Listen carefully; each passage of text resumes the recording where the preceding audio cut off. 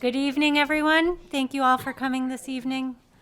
I'd like to call the meeting of the Shrewsbury Planning Board to order. Couple orders of business this evening. As you may note, we do have a hybrid style meeting this evening with one board member joining us remotely. Due to that, we will be having all votes be a roll call vote this evening. So just to make sure that everyone is aware of that. Another quick word of note, it was a special request from the audience. If you are coming up to make a presentation this evening, or if there's questions in the crowd, please make sure to speak up, just because we do have a lot of people in the audience here this evening. We want to make sure everybody's able to hear okay. So without further ado, I'd like to move on to review and approval of the minutes from February 1st and February 8th. The board had a chance to review the minutes. Move approval of the minutes. Is there a second? Second. I abstained for the February 1st. I was not here, but for the February 8th, yeah. Okay. We can keep those all bundled together though, correct? Okay. All right, so we're going to call a roll call on the approval of the meeting minutes from February 1st and February 8th. So, Mr. Ilati? Approved. Mr. Rao? February 8th approved. Mr. Kastner? February 8th approved. And Ms. Holstrom approved. Mr. DePaul? And Mr. DiPaolo, sorry, I'm sorry. You're right in front of me. Distance is really keeping us apart. I approve. Thank you. All right, next order of business is reviewing and signing bills.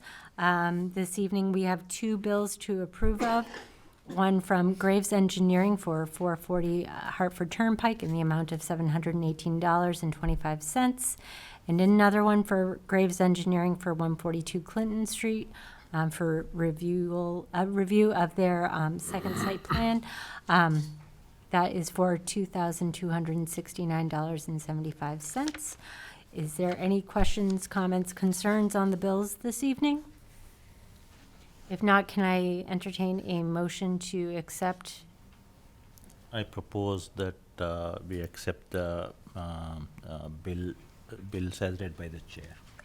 Second. Okay, by a roll call, Mr. Ilati? Yes, approved. Mr. Rao? Approved. Mr. Kastner? Approved. Mr. DiPaolo? Approved. Ms. Holstrom approved. Okay, all set. Next on the agenda is board member comments. Any comments from the board this evening? No comment, chair. No comments. Okay. Staff, do you guys have anything for us? We have a lot to talk about tonight, but not for staff report. Okay, wonderful, thank you. All right, let's get into it. So meetings and hearings. So first up this evening is 170 Hartford Turnpike, the proposed self-storage facility. Do we have someone? Hello, sir. Hello. How are you? Good, how are you? Good, thank you. Yeah, again, for the record, John Grenier with J.M. Grenier Associates, on behalf of the applicant for this project. Since our last meeting with you, I believe that there was some clarification from town council confirming that this use is allowed. It is allowed in the zoning district as well as in addition to being in the Route 20 overlay district. So I believe there was a question regarding that, and that was clarified. And Chris had given us some documentation from town council just confirming that. In addition to that, we also received correspondence from Graves Engineering, who did the peer review for the planning board. And with the only item that they raised, they were looking for us for the addition of a spot shot for one elevation at the rear of the property. But beyond that, in terms of grading, drainage, and everything else that they review for the planning board, we believe we have a clean bill of health from Graves Engineering. In addition to that, I would like to point out that we're not asking for any waivers. We meet all of the zoning. We have no issues in terms of the layout, the placement, with the fire department. We presented plans that show that in terms of circulation for emergency vehicles, and we did meet with the fire department early on that they can get emergency vehicles to loop around the site, so there's no issue with that. And we did add 2 fire hydrants within the site so that they have access for water should the need arise. In addition to that, we did, and I think this was sent in, it was forwarded to you from Richard Rickard, the attorney, and this is a letter from the owners who have the apartment complex on site. It's a letter of support. Thank you. And what they're doing is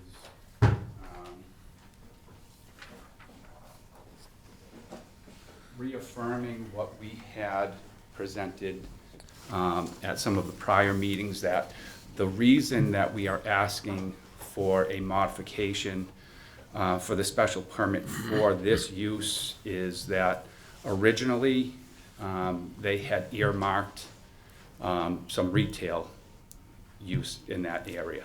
And as you know, as this process went on, like where the Starbucks is, they at one point, I think, were showing a bank location there. Then they were showing a bank location in the rear portion where this site sits. So there was some modifications to plug in different users. And as we had stated at one of the previous meetings, because of the location of the site, they do have an Indian artifact site that separates this from between Starbucks and the rear portion. There is the detention basin that also separates this from where the Market Basket property is. It's isolated. You don't get, there's no traffic that is gonna go there. You don't get any signage. You don't see, it's really not, it is part of the site, but it's really not part of the site. So in terms of a retail use, it doesn't lend itself because you just don't have the visibility. So in looking for a location for this, or a use for this site, having a self-storage facility doesn't require, you know, the site visibility that a traditional retail use would. So we think it's a good use for this site, and that was spelled out also by the owners of the apartment complex. And in their letter, they state it is a complementary use for the site, especially for the apartments. And this is a particularly hard to develop parcel for retail use because it lacks frontage and signage.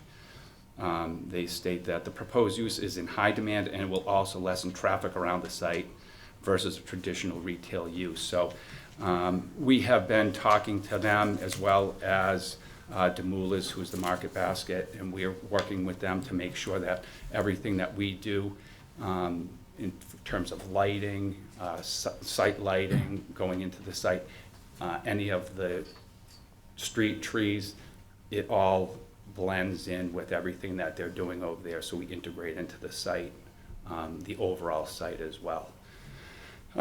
So with that, I think we've covered everything in terms of, you know, making sure that all of the infrastructure, and we have a clean bill of health from Graves.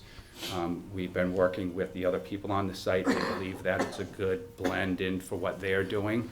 So that's everything we have. So if you have any questions or comments, we'd like to try to address them. Was there, you're still, where do you stand with Concom right now? The plans that we have into conservation are the same plans that we have in before you.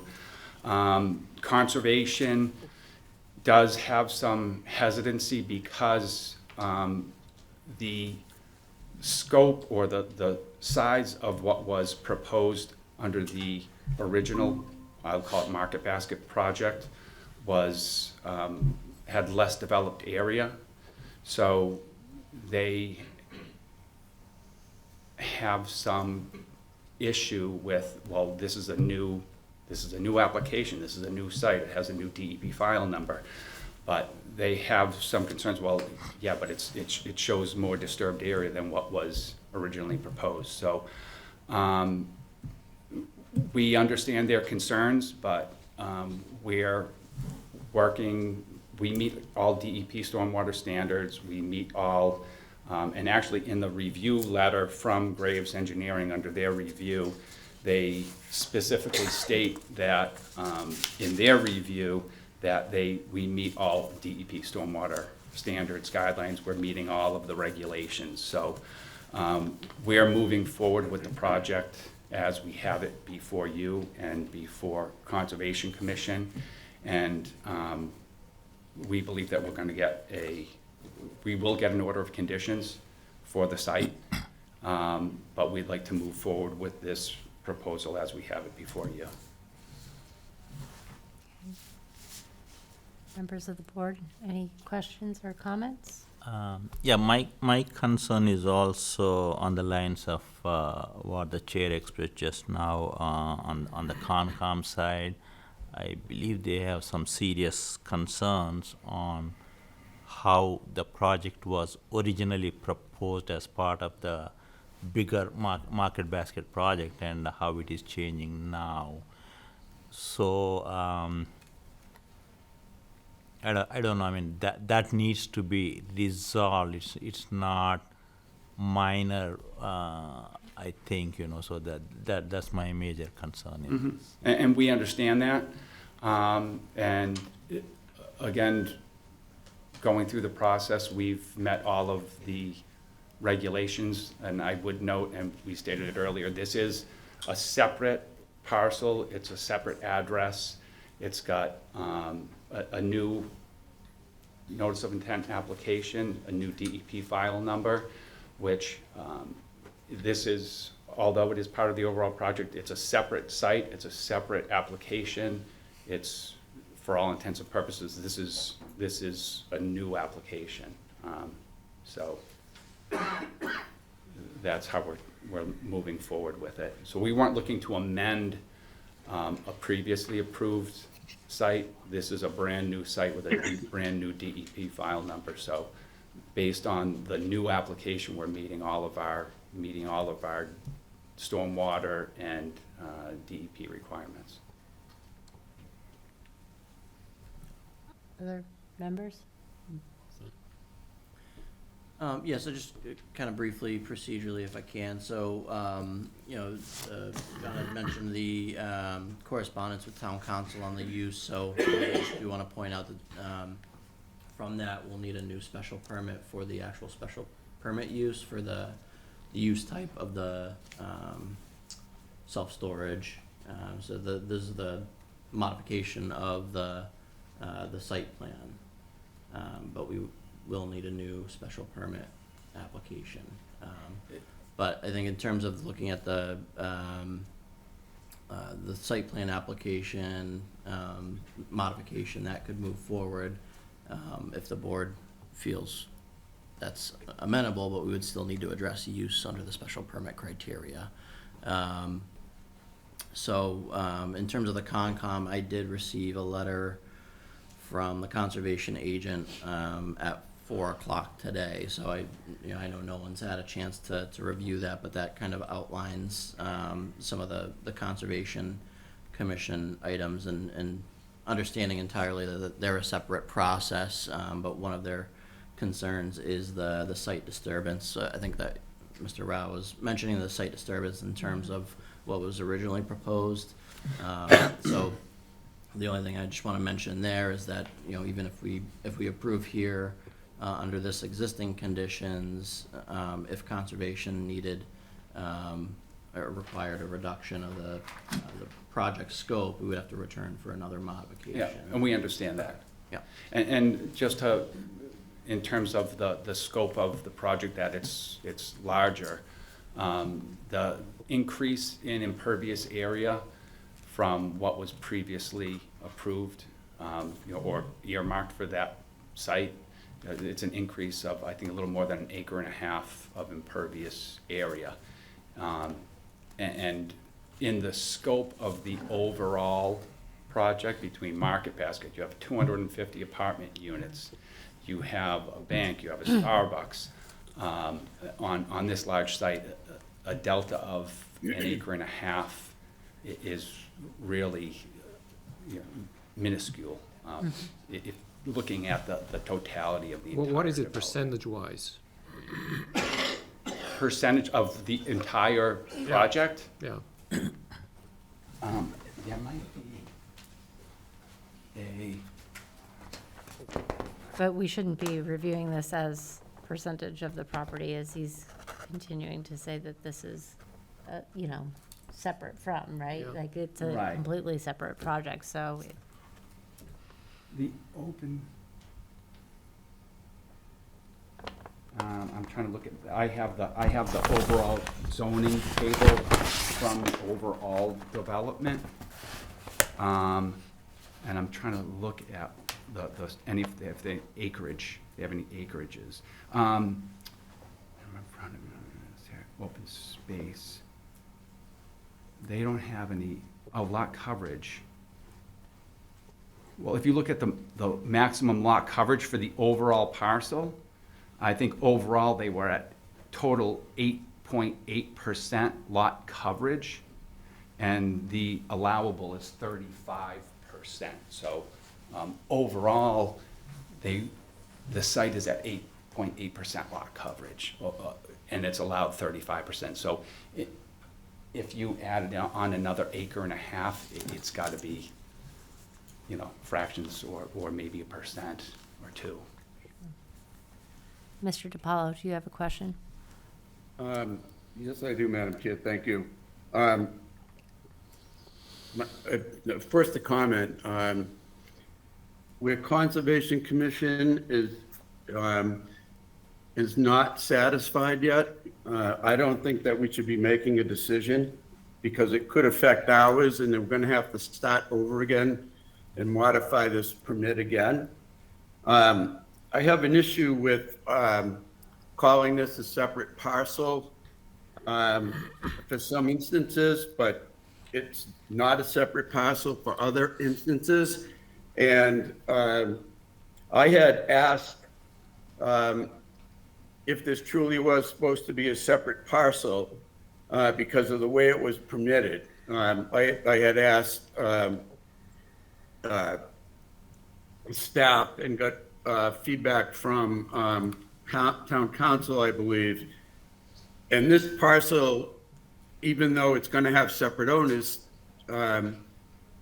is supposed to be treated as part of the larger site. If it's not, if the contention is that it's a separate parcel and it stands on its own, then I am reasonably sure there's lot coverage issues and there's frontage issues, even though there's a little rat's tail that goes out to Route 20. So I think it's either a parcel that's a portion of the larger site, or it's not. But we can't say for one question that's asked that it's a separate parcel, and then on another question that's asked that it's part of the larger site. So I think we need clarification on whether or not it is part of the larger site or not. In my understanding from information I got from council through, I believe it was staff, is that this is counted as part of the larger site. If it wasn't, then it couldn't come in for a site plan modification. So I think there's a lot of questions out here that are raised by what it's going to be. So right now, there are multiple parcels as part of this project. There are 3 separate parcels. There is one parcel that contains the multifamily apartments. There's a separate parcel that has Market Basket, And then there is this third parcel that will have the self-storage.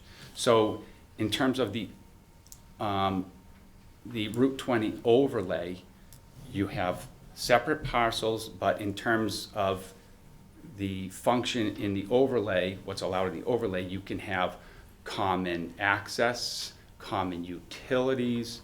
So there are separate parcels, but in terms of how they physically intertwine in terms of access drives, common utilities, common drainage, they function as one site.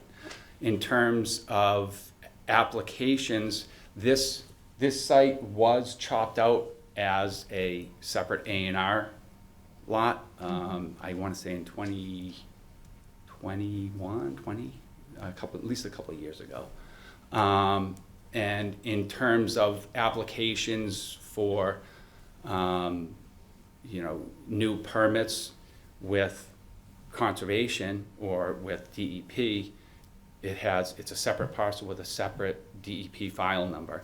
In terms of modifying the special permit for the overall, Market Basket project, it's modifying that one use on that one lot as part of the overall development. And I believe as part of the Market Basket project, they came in for modifications when they did Starbucks, and then they switched something out with a bank. So there have been modifications for uses on separate parcels. This is no different than that. Okay. Madam Chair? Yes, Mr. DiPaolo. First I've heard about this being a separate A&R lot. I could have missed it when I reviewed the plans. But if this is a separate lot, if it truly is a separate lot, then I believe, and I could be corrected, that it has to stand on its own with lot coverage and with setbacks. No. It can't be counted as the rest of the larger parcel if they're saying it's a separate parcel. The agreement between all the owners of those properties really intertwines the responsibilities of those partners and how the drainage and all that is interconnected. So, honestly, I think I'm hearing two different things tonight besides the conservation issue. And I really would like clarification if this is an A&R lot, if it's a legal A&R lot, because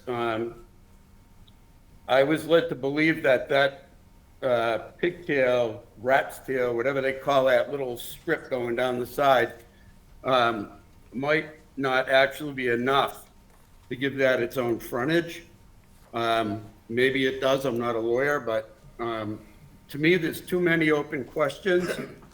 But there's no way this meets the setback requirements or the lot coverage requirements if that's a separate parcel. So I think Can you explain this, Chris? So I think please? to clarify, so this is a separate parcel out of a piece of, the project each has separate parcels. The A&R was to establish, and I think it was prior to the formalization of the Edgemere project and part of that. So the A&R was conducted at that time, creating some of the separate pieces of the project.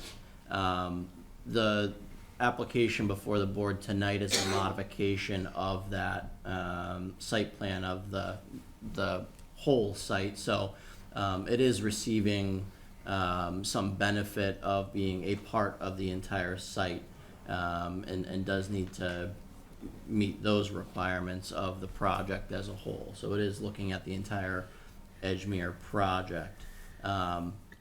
In terms of the use, as I mentioned, so that's why we'll need a separate special permit use. So the use, since that is changing, will require an additional approval for the board for that use type, Okay. separate from the retail.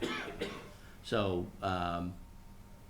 So I think that, it is a separate parcel, one of many of this larger lot that contains each of the project parcels, the Starbucks and the residential piece, which is kind of normally done for ownership reasons. So, to close the loop in terms of, it's filling out just a separate application form and getting that into you so that can be incorporated with the file and obviously what you're voting on. So it would be a new process. We can look at timing. If we keep this open, then we can, and it's probably the cleanest way is to Right. have the new one applied for and then combine them Okay. all as one, which is kind of the normal process. So you Okay. get one decision rather than two separate, but. Understood. we- Now, if we can get that application form in and then add it in, so it's being heard as part of this modification, then we can incorporate everything, like you said, into one decision, so we have no problem with doing that. Okay, So if I so- may, I think that will also give us an opportunity to review any, comments that are coming back from Concom, so that we can make sure that we're really looking at the full picture of this Okay. as well. All right. Mr. DiPaolo, I see that you have your hand raised. Yep. Sorry, Madam Chair. Nope. I haven't had a lot of people to talk to out here, so it's, I got an opportunity. I'd like some clarification from Mr. McGoldrick. The special permit am I correct that it's just on use? Right, so the special permit would be on use, and then the modification that we're hearing tonight is for the site plan, which would include a lot of the drainage and again, that's part of looking at the entire site as a whole, not just this piece. Okay. Okay.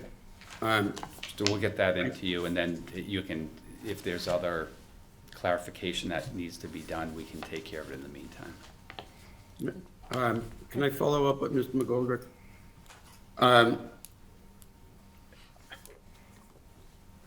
If, I would like clarification, if this is an A&R lot, even though it's sharing access with the other properties, if it is subject to its own setback and lot coverage requirements before I vote on this. And I don't think the special permit application is going to allow us to deal with that, is it? No, so that would have to be done as part of the site plan modification. So we can take a look at it in that context. But my understanding is that, it receives the benefits, again, as a modification, it receives the benefits of the site as a whole. That said, it needs to also meet the requirements of that Edgemere project in terms of the drainage and all the other requirements of that site plan were required, so. Okay. Okay. All right, so Mr. Grenier, if it makes sense, we will move to continue Yeah, this and allow for you to file that additional permit, and then we'll try and combine them and get the questions that were kind of posed this evening answered. Sure. And take this all at once. Does that make sense? That makes perfect sense. All right, wonderful. Okay. Mr. McGoldrick, do we need to take a vote on continuing this? Yes, we would have to do a vote to continue. All right, so I guess I'd like to ask the board if you'd be willing to entertain a motion to continue this hearing this evening? We have to mention the time and date, which will Oh, be 7 sorry. o'clock. Make sure I get the right date. April 4th. So the motion would be to continue this public hearing until April 4th at 7 PM. I move that the proposed self-storage facility, Route 20 nominee trust project location at 170 Hartford Turnpike, be continued for April 4th meeting at 7 PM here in the town hall. Is there a second on that? Second. Okay. All in favor, Mr. Eladi, I'm in favor. Mr. Rao, In favor. Mr. Kastner, In favor. Mr. DiPaolo, In favor. Ms. Holstrom, aye. Thank you very much. Thank you. Okay. Next, this evening, we have our continued public hearing for 142 Clinton Street. We have our project proponents here this evening. Just by way of trying to, while they're getting themselves set up, I do realize that there are a number of people out in the audience this evening. The intention is to allow for the project proponents to go through their presentation this evening.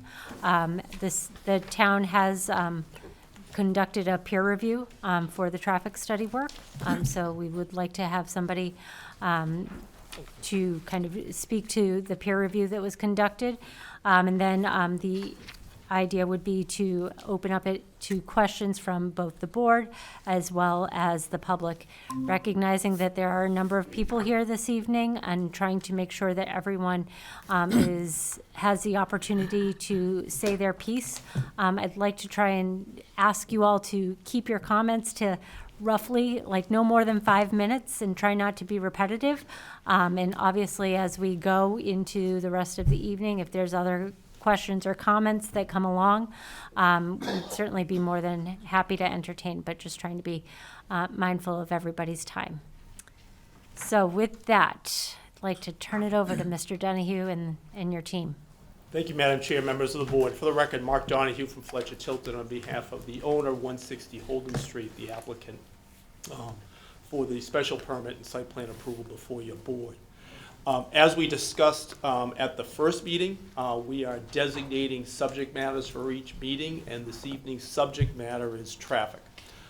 You had the opportunity to meet Jeffrey Dirk at our first meeting, who did an overview of his traffic or transportation impact assessment that was submitted. Tonight is going to be a little bit deeper dive into that. It is admittedly somewhat dense, the material, not Mr. Dirk.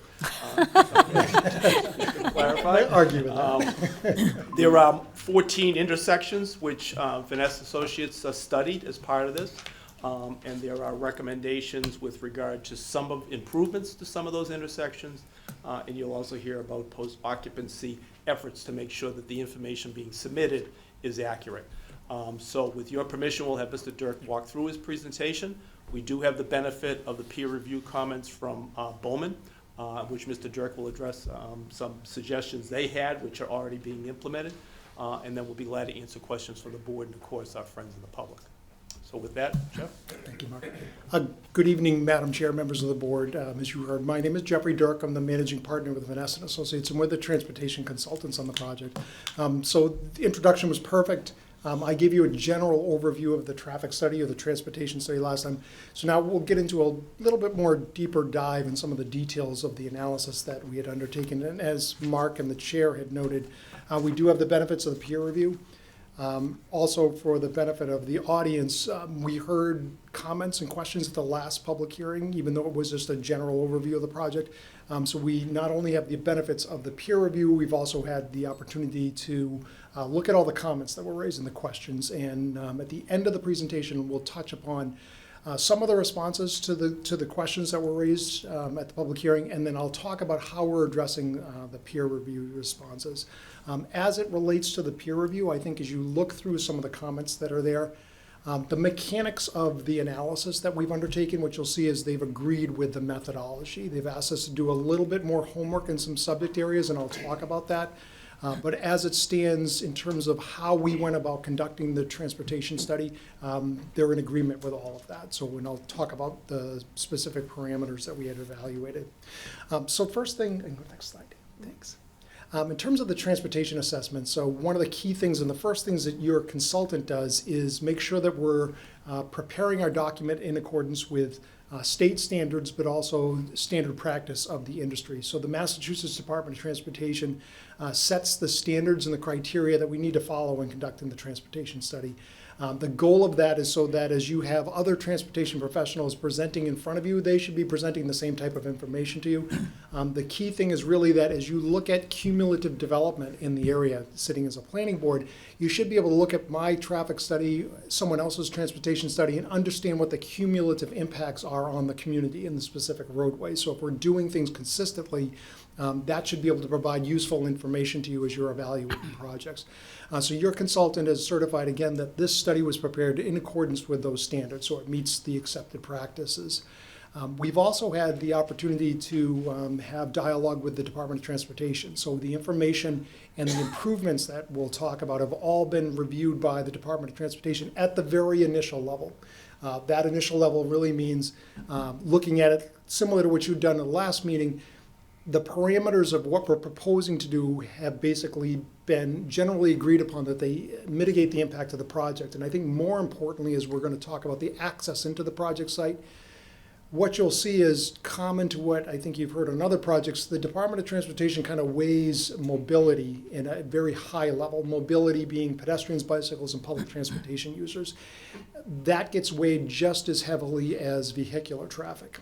And so what you'll see in terms of the improvements is we have to balance both of those things. So there have been some refinements since the last plan that was presented to you, and we'll talk about that as well. It also addresses some comments we heard from the residents as well as from the town of Boylston. And again, we'll talk about that in a minute.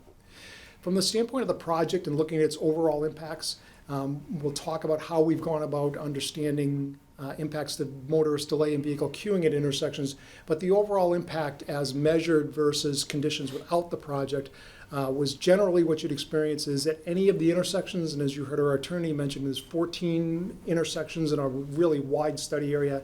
At any of those intersections, before and after the project, what you generally see is that the queue of vehicles that are in front of you would increase by no more than 3 vehicles. So it's not a substantial increase in terms of what you'd experience. And most people experience not only delays, but how many cars are there in front of you as you're trying to get through a traffic signal, or you're at a stop sign trying to wait. So conditions before and after would be about 3 additional vehicles after the project's traffic is added. And we'll talk about dispersal of trips and why any impacts at any one intersection are relatively minor. Now, I really caveat that with saying that that does not mean that there aren't backups happening out there. So we know there's a number of intersections where there are delays and that some movements are operating over their capacity. But what we're talking about in terms of the increase in queuing is how many more cars are there. So if there's 10 cars there today and you're stuck in that backup at the traffic signal, what you'll see after the project's built is there's going to be another 3 cars in front of you is essentially what that means. But it doesn't mean that if you have a location that's over capacity that it's going to get significantly better. It just means how we're increasing or impacting those conditions. The driveways to the project site on Clinton Street operate with very little delay. So we have delays that are around about 30 seconds or so for people trying to get out of the project site. If you're driving along Clinton Street, there's no delays in terms of your movement of traffic. The volume on that roadway is such that it can accommodate this project's traffic without causing delays to anyone who's not interested in the development. They just want to drive by the site. You won't experience delays at the driveway. Any delays would be just for our vehicles trying to exit, and those delays would be confined to about 30 to 35 seconds of delay, and there's no more than 1 vehicle. So as we're thinking about the driveways, we can accommodate the queuing. It doesn't back up into the parking lot. Most importantly, trucks coming in or emergency vehicles coming in, they're able to come into the site with the truck, say, waiting to trying to get out. So there's no impedance to flow and being able to get in or out of the project site. There are some high crash locations. We'll talk about that in a minute. We have undertaken appropriate studies with MassDOT and the city of Worcester in the case of some of these locations to understand what is happening in terms of those crashes, and we've come up with some remedial measures to address the crash histories that are occurring at those locations. Parking supply, this was a question from your peer review consultant. What I would say is in terms of the traffic study, we had a site plan included. That site plan was probably 2 versions removed from what ultimately might actually be 3 at this time to what's currently before you. So we are going to reconcile the parking numbers as they relate to the project. I think the parking numbers, if we propose them, meets the zoning requirements, but we'll reconcile that with your review consultant. And then very lastly, before we get into the traffic study, again, related to safety, is locations of our driveway along Clinton Street in relation to sight lines. So we've done a rigorous site distance analysis, and your consultant has looked at that as well and has confirmed that driveways are positioned properly along that section of road. I know you're probably very familiar with it, relatively level and flat.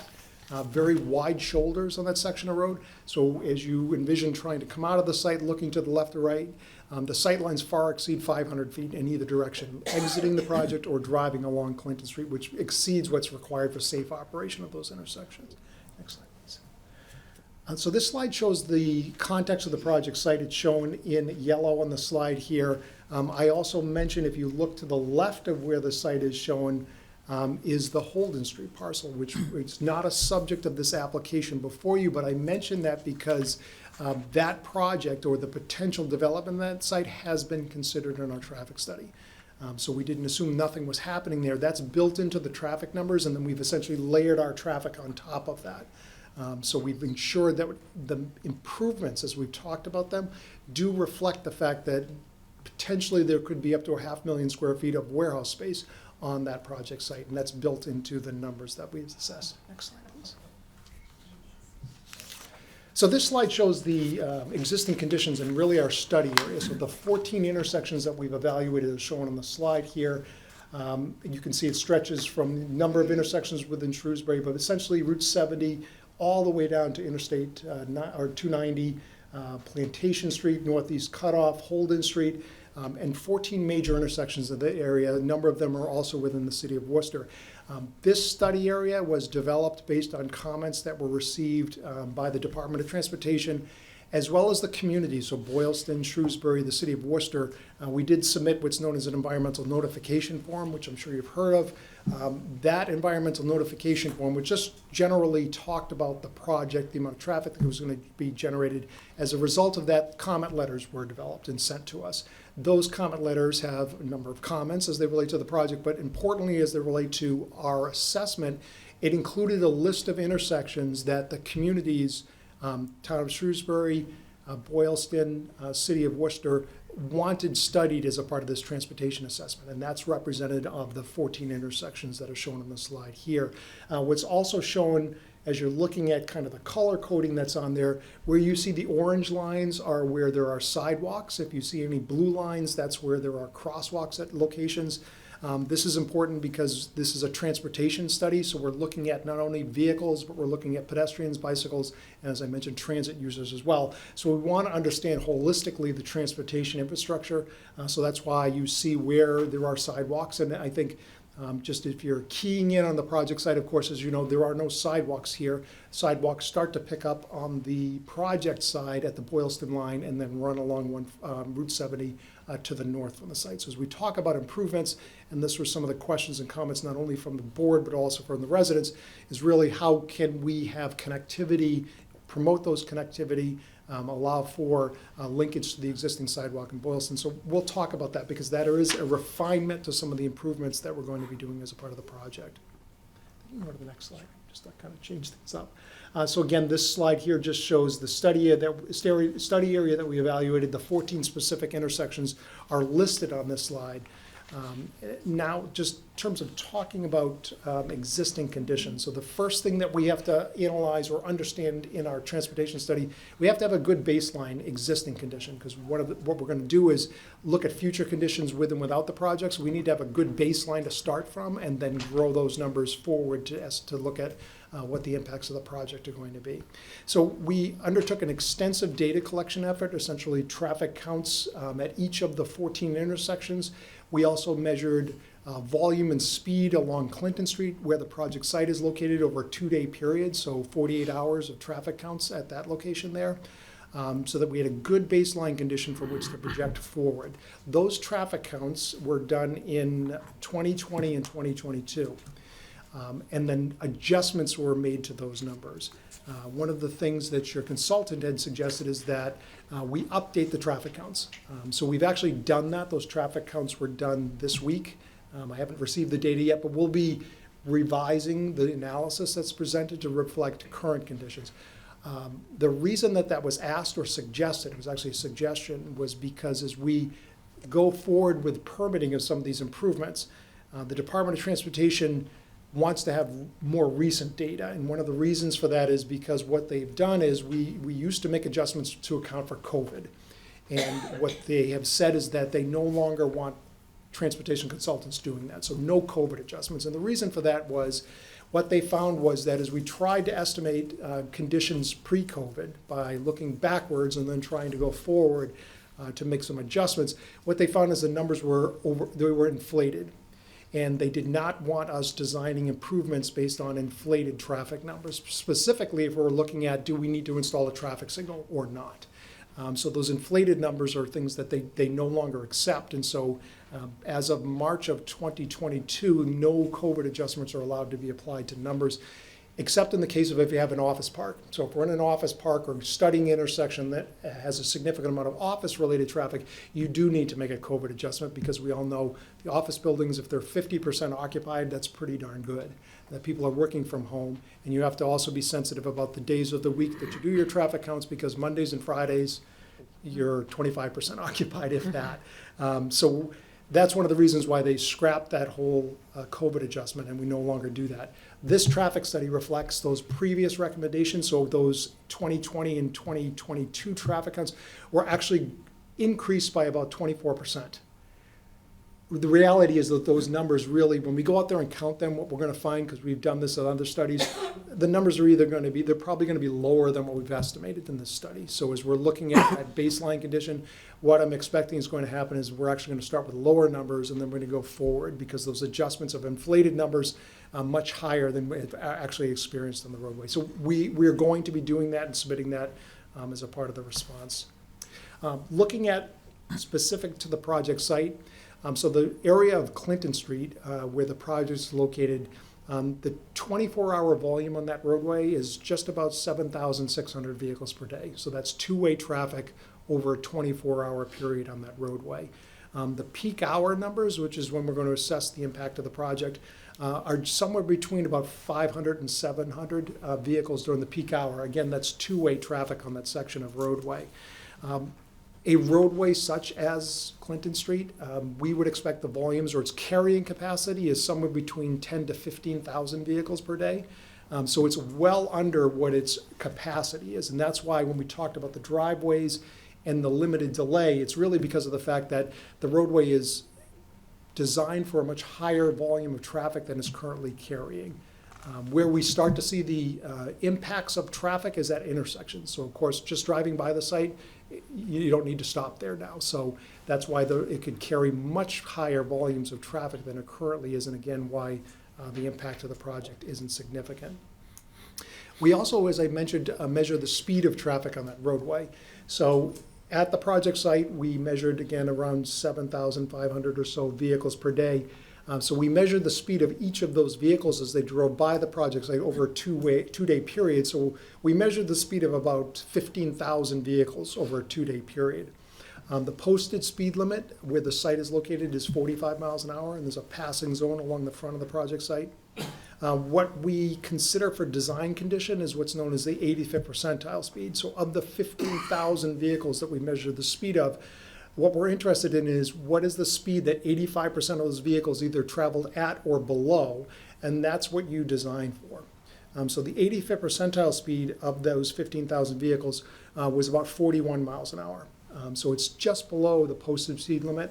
So we want to make sure if you end up with a 85th percentile speed that's lower than the posted speed limit, then you design for the higher of the two. So we designed for 45 miles an hour. So as I was talking about the sight lines at the driveway, at 45 miles an hour, you need to be able to see at least 305 feet to be able to stop safely. And as I mentioned, the sight lines at all of the driveways that we have exceed 500 feet, just again because it's relatively flat and level. So it far exceeds what's required for safety at the location. As I mentioned, there's no sidewalks along this section of roadway. There are very wide shoulders. So the shoulders in this area are somewhere between 7 to 10 feet wide. So today that serves as basically a bicycle accommodation. So we do see bicyclists using that section of roadway. The pavement condition, not always great in certain sections, but we did observe bicycles. In fact, if you look at some of the Google Earth images, you'll catch one where there's actually a bicycle in that riding down the road there. So again, we'll be talking about improvements, mobility being most important. So as Mass DOT is looking at that section of road, we proposed this section that addresses their criteria for mobility that they'll be evaluating. Lastly, as it relates to existing conditions, Of the 14 intersections, we are required to do a motor vehicle crash analysis at each of those locations. And what we do is we look at the number of crashes that are happening at each intersection based on the volume of traffic that's going through the intersection. So we use a metric that's known as motor vehicle crash rate, and that crash rate's expressed as number of crashes per million vehicles going through the intersection. The state publishes crash rates for specific areas of the town, including Shrewsbury or of the state. We compare the calculated crash rate to that state average to see if we're either above or below that, to determine if there's any areas of significance that we're exceeding those crash rates. So there were 2 locations that had a higher than average crash rate, those being the Plantation Street, Clinton Street, Northeast Cutoff intersection, which is signalized, and then the Rotary at Boylston Street and Lincoln Street. Those are the 2 high crash locations in the area. The Rotary as well is what's known as it's a state designated high crash location. So we calculate the crash rate. The state also calculates significance of crashes based on the type of crash, fatalities, personal injury, and property damage. And each of those types of crashes is given a rating. So fatalities get 20 points, personal injury maybe 10 points, and then a property damage could just be 5 points. So they weight the type of crashes, not just the number of crashes, to determine if there are locations that rank high enough to be on the state's high crash list. So the Rotary was one of those locations where they had indicated that's, in terms of the types of crashes, is a high crash location. As a result of that, one of the things that we're required to do is conduct what's known as a road safety audit. That's done with the municipality in which those intersections are located, so I think those are in Worcester. So the city of Worcester, Mass DOT, the regional planning agency, we all convene at those intersections, discuss what's happening in terms of the crashes. Police and fire are also a part of the road safety audit team. And then a series of recommendations comes from that. And that actually is published with some references to suggested improvements. And these are all actually online. So anyone who wants to go onto the Mass DOT website, they have a list of high crash locations. They also have a list of locations where road safety audits have been performed. The applicant has actually undertaken and paid for those and is published on Mass DOT's website. So you can go and look at those locations and see what those suggested improvements are. We are implementing those improvements. And so you'll see, we get later on in the presentation, exactly what came out of that road safety audit, and we're committed to implementing the improvements at both of those locations. And we'll be providing the list. I think your consultant had asked for the actually summary of what the measures are, and so we're going to be providing that. We'll talk about that in a minute in terms of what it is that we're going to be undertaking. So that's existing conditions. The next thing that we have to do is we project forward. So the state requires that we look 7 years in the future, and we look at that 7-year projection with and without the project. And then that's what tells us, comparing without the project to with the project, that defines the impacts and where we look at mitigating impacts from the project site. So in order to go forward, what we do is we look at 2 things. The first is just general traffic growth. So if the town never approved another project in the community, there would still be growth in traffic, just growth by virtue of the fact that if there's someone in a household today that does not have their driver's license and they will get it in the next 7 years because we're required to look 7 years in the future, likely that's going to be another vehicle that's on the roadway, and that's going to occur whether or not the town approves any more projects. So that's just general traffic growth as an example. So we look at historically how traffic patterns and volumes have changed in all of the communities around Shrewsbury as well as within Shrewsbury. We have 10 years worth of data. COVID is kind of taken out of that. And what we see in looking at the data is general growth over the past 10 years has been just less than about 1%. So if you're below 1%, you use a 1% growth rate. We generally don't use anything less than 1% outside of an urban area. With doing short-term projections. If we were doing a regional planning model and doing 20, 25-year projections, we'd probably use something less than 1% because it's not going to grow 1% per year for 20 years. So we would use something less. But the short range, 7 to 10 years, 1% growth is what was used in our assessment. The other thing is projects. So as the town approves projects similar to this project or the project that was on before us, or any projects that you've approved that are not yet built, we need to understand the traffic that may be associated with those and then add that into our future traffic volume projections. So in order to do that, we work with your planner to understand projects that are occurring within the town of Shrewsbury. We've also reached out to Boylston, West Boylston, and Worcester, and they provided information to us on specific projects to be included. Boylston has some additional projects that your consultant had identified, so we've reached out to the town to get the information for those projects. When we undertake the revised analysis with the new traffic counts, we'll be building in those additional projects. So we've already reached out to them and expect to hear back with the information that we need to do that. Prior to receiving that information from Boylston, the study that you have before you has 6 specific development projects, those in Shrewsbury, Worcester, and West Boylston, that they provided information to us. So that's all built into our future conditions. So future conditions without the project is 1% growth, grown 7 years in the future, and then we added traffic from 6 specific projects that the towns that provided feedback asked us to include. And next slide, Haley, hopefully the trip generation. So the next thing we need to establish is the volume of traffic that's associated with the project. So as you know, the application you have before you is for 2 warehouse buildings. So we're looking at various types of warehousing, and I think we mentioned at the last meeting briefly, there's lots of different kinds of warehouses.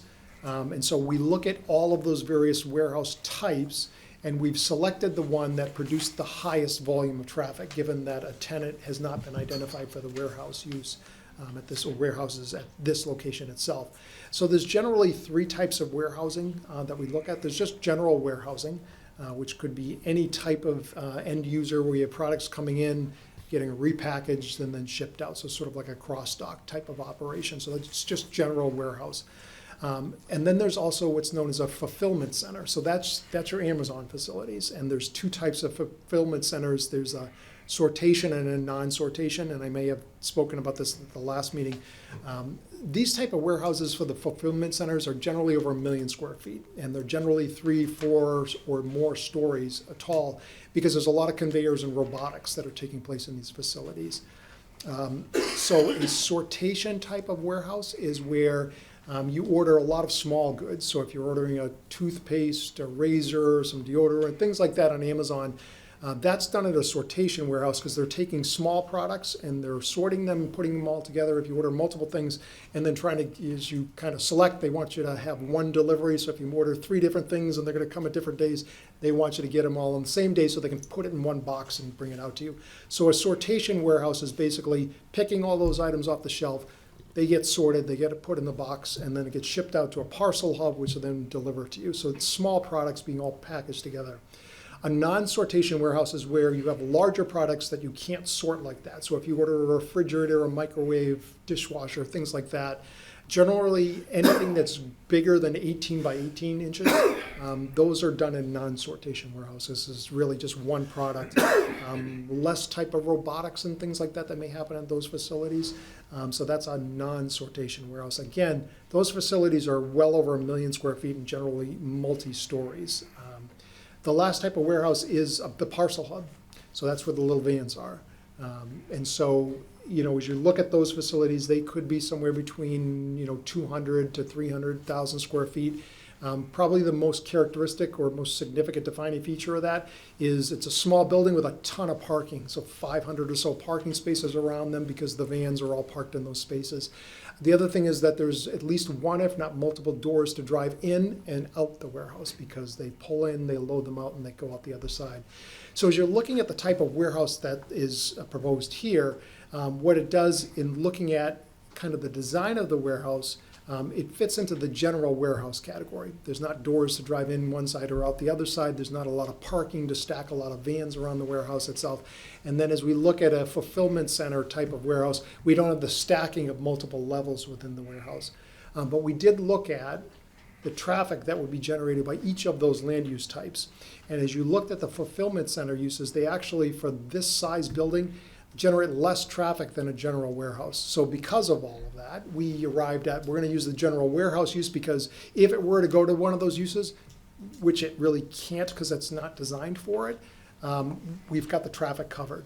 So if we had to come back to you and say, well, they've got a specific tenant, essentially the trip generation calculations we've used have covered one of those other type of land uses if they got a tenant that wanted to operate in the parameters of those type of facilities. But just kind of as a back check on that, or something that's a stopgap as it relates to your approval of the project, there is a requirement for traffic monitoring. That traffic monitoring is set by Mass DOT. That traffic monitoring has specific thresholds that we can't exceed. If we do exceed those thresholds, then it trips certain things that require essentially additional studies and additional mitigation. So as we're kind of working with the applicant, the last thing they want to do is permit a project that generates too much traffic, because then when I go out and do the monitoring and I have to report the monitoring to the town, so the town planner will get a copy of that, it's going to clearly show whether we're generating too much traffic. And if that's the case, it triggers specific things the applicant has to do to get back in line to what those estimates are, or additional mitigation. And again, that's not something that they want to have that uncertainty. So they're going to want to make sure we're projecting the numbers right. But also from your standpoint, there's kind of a safety valve in there, in that we have to monitor for at least 5 years after this project's built and report back to you. So if there's a problem, the planner's going to know and probably put it on your agenda. But Mass DOT is going to require immediately that we take action to bring ourselves back in line. So trip generation. So what we've done is we've estimated the amount of traffic that's associated with the project using that general warehouse land use. And this table breaks up the trips into our employees or the passenger car trips. The center column is the truck traffic. And the last column is the total trips. So if you're measuring volumes at the driveway, this is what we'd be measuring. We want to make sure that we're hitting these numbers or below these numbers to make sure that we're consistent with what we've assessed for the project. So from the standpoint of total trips, the project is expected to generate 1,496 vehicle trips on a daily basis. And that's two-way traffic, similar to what we measured on Clinton Street. So the 1,496 is what gets added to the 17,500 that's on the roadway. So that's how you look at it. We're adding 1,496 to 7,500 that's already out there today. During each of the peak hours, so 1 hour in the morning when the traffic on the roadway and the traffic from the project would be at its highest level, the project's expected to generate 134 vehicle trips. It would be 103 vehicles entering and 31 exiting.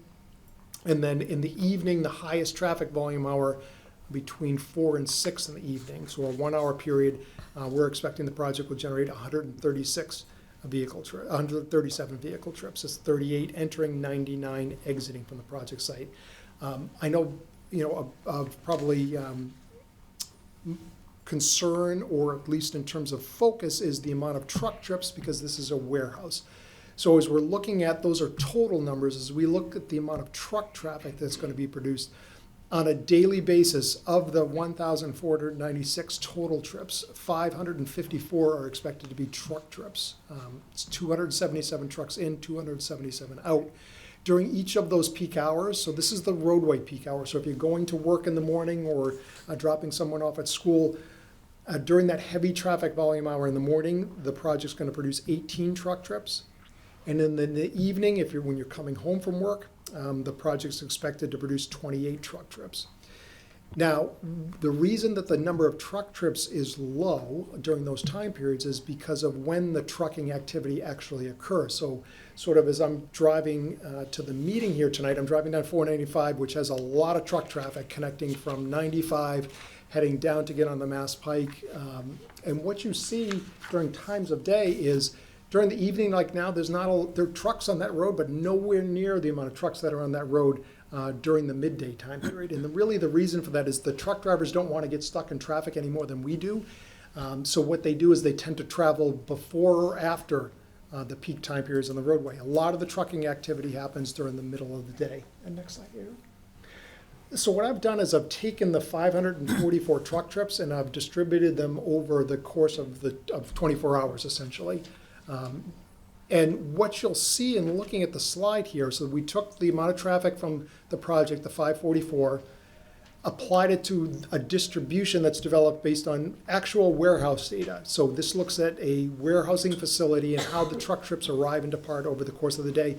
This is the same information that's used to develop our traffic numbers. So as we're looking at the trip generation on the last slide, those sites that were surveyed to develop that information, they're hourly distribution of trucking is also provided to us. So we're able to take the 544, distribute it over the course of the day, because I know one of the questions that the audience had as well as the board was, when is all of this trucking happening? And so what the slide shows is looking between basically 12 a.m. and 12 p.m., so over 24 hours. What you see in the middle where it's shaded in yellow is about 60% of the truck activity occurs between 9 a.m. and 4 p.m. So the bulk of the truck activity is happening during the middle of the day, and it's not happening on either side. If we looked at between 6 p.m. and 6 a.m. in the morning, what you see is the number of trucks is about 13. It's not a large amount of trucks that are happening during those time periods. And again, it's really because the bulk of the trucking activity, they can only drive a certain number of hours during the day, mandated federally. So, if they are doing long haul, they're sleeping during the time period so that when they are up and able to drive, they're able to drive during those less congested time periods of the day. So the bulk of the activity is happening during the middle of the day. Next slide. So once we've estimated the amount of traffic the project's going to generate, the next thing we need to know is, how's it going to distribute itself onto the roadway network. So the first slide I've shown here is how the employee-related trips will be derived for the project. So the way that we develop what you see on the slide here, the dispersal of trips, is we look at U.S. Census data. So the census data that's provided to us, as you're reporting on the census, you report obviously where you live, but one of the things you also report is where do you work. And so we can look at that information to know if you're a resident of the town of Shrewsbury, where do you work? And then we can look at from the project site, how do you get to and from those locations? And so that's one of the things that we look at. So Shrewsbury, we looked at Boylston, West Boylston, and Worcester, and the region in general. So we could look at how do people come and go from the town of Shrewsbury, from the various towns, and then what is the most direct travel route to get to the project site here. So we start with that, and then we look at our traffic counts, because the traffic counts are telling us some of the things that we heard, which is if there are backups, if there's congestion at certain intersections during certain time periods of the day, that influences the traffic patterns on the roadway. So we can look at the U.S. Census data to kind of get us more of a regional perspective of arrivals to the area, and then look at the actual traffic counts to see how are people using the roadways. And so we refine that and arrive at what you see on the slide here. What you see is generally most of the traffic is expected to come to and from Interstate 290. So that's about 46% of the trips. Other larger percentage are on Route 140 to and from the north, so toward the Boylston side. That's about 18%. And then the rest of the traffic is dispersed to the various other roadways in the area there. So one of the reasons why, as we talked about the impact of the project being increase of no more than 3 vehicles in queue at the intersection, is because of this dispersal, because there are actually a fair amount of ways to get in here. There are 2 major interchanges that provide access to this area. So we do have that opportunity of dispersal of trips. Next slide. So the next slide is the truck trips. Now the truck trips are really going to be oriented to and from the interstate highway. That's where they're destined to and from. And so what they're looking for really is, it's not necessarily the quickest way, but it's the most convenient way. The type of trucks that we're talking about they're 18-wheelers with a sleeper cab. They're 73 feet long. So those trucks are going to be really driving. They're going to be on the interstate highway. They're going to get off the highway onto the arterials, and then they're going to follow the arterials up into the project site. So as you're looking at the slide here, the traffic is really oriented to and from 290. So we've got 60% coming to and from the Worcester side.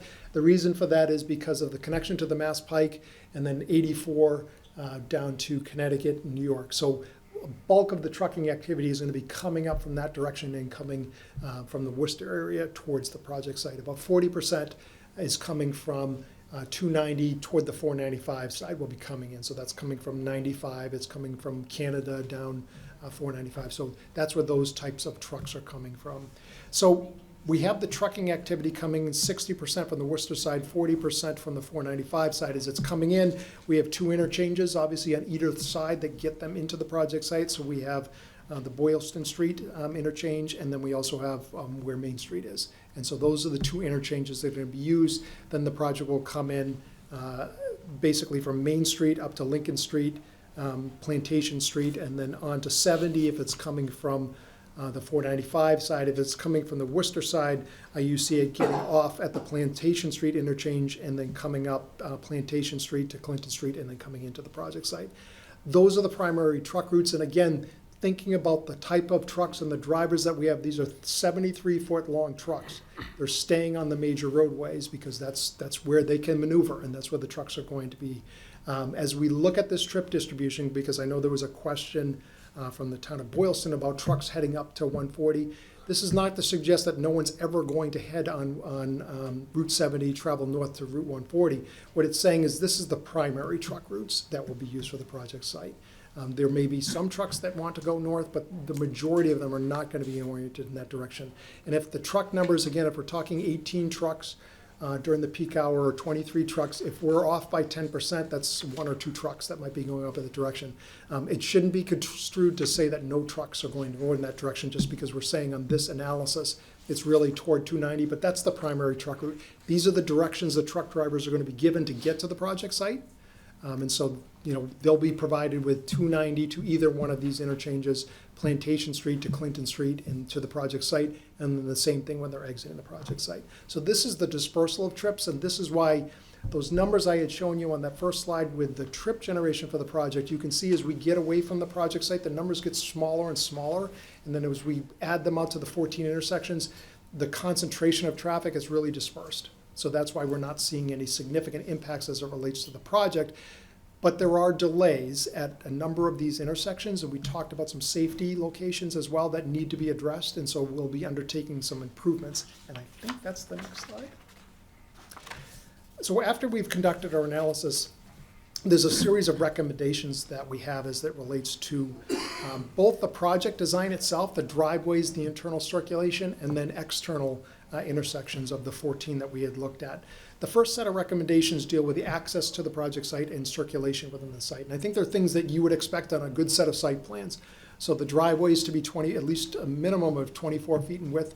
Mass DOT limits our driveways. For commercial driveways, it's 24 feet. Unless we have additional turning lanes, then they allow it to be a little bit wider. Where we have ability to make modifications is the corner radii. So 24-foot wide driveways, but the corner radii, as you look at them, will be a little bit larger so that the trucks are able to swing in and stay on the correct side of the driveway as they're coming in and out of the project site. So that's what you'll see in terms of the design. The other important thing is looking at those corner radii is the fire truck. So the fire truck has to be able to come into the site. If a truck is waiting to get out and a fire truck needs to get in, it needs to be able to come in with that truck sitting there. So the driveways are designed so that that can take place. We also have recommendations for traffic control. This project and its driveways, they do not require signalization. They also don't meet any criteria for traffic signals. So the Department of Transportation, they do not like to install traffic signals. It's a very high bar that they make us reach to in order to do that. The driveways don't come anywhere close to generating the volume of traffic that would necessitate the need for a traffic signal, but doesn't meet the criteria. So it's not even an option in the case of the project itself. So that you're going to see stop signs out there for the project site.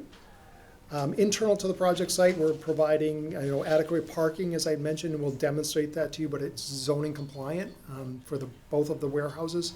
We are providing electric vehicle charging stations within the site. There's also sidewalks and things within the site that link the buildings to the parking lots, but also get you out to Clinton Street where you'll see the improvements that we're doing. Lastly, as I mentioned, we have superior sight lines, so we want to make sure signs, landscaping, snow piles, and that none of that is put in the site triangle areas, and so there's a recommendation as it relates to that. So now looking at a little bit more detail at the access to the project site. I know this is quite small. We'll focus in on some specific areas.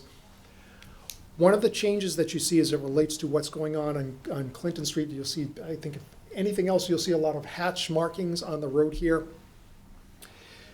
So what we had presented to you last time, there was discussion about the pavement's so wide, we're going to put in some right turn lanes to be able to go into the project site at each of the truck access points to the project. What has come back to us from the Department of Transportation by way of feedback is there's not a need for those turn lanes, that the driveways can function adequately without the right turn lanes, and the desire is to have bicycle lanes. So what you see on the slide here is they want to protect what's known as buffered bicycle lanes.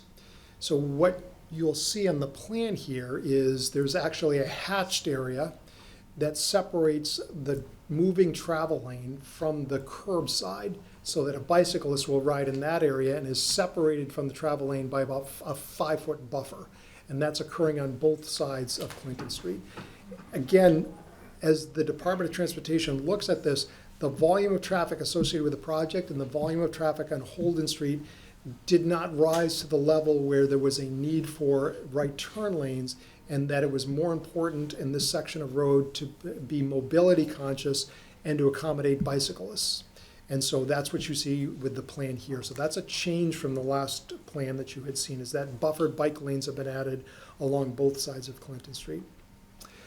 The other thing that we've done is, again, relating to mobility, is you see a sidewalk is now being constructed along this section of Clinton Street. The sidewalk in this area, because of wetland constraints, and the DOT actually has some drainage, they're actually draining onto a portion of this property, but there are some wetland areas related to drainage of the state highway system itself.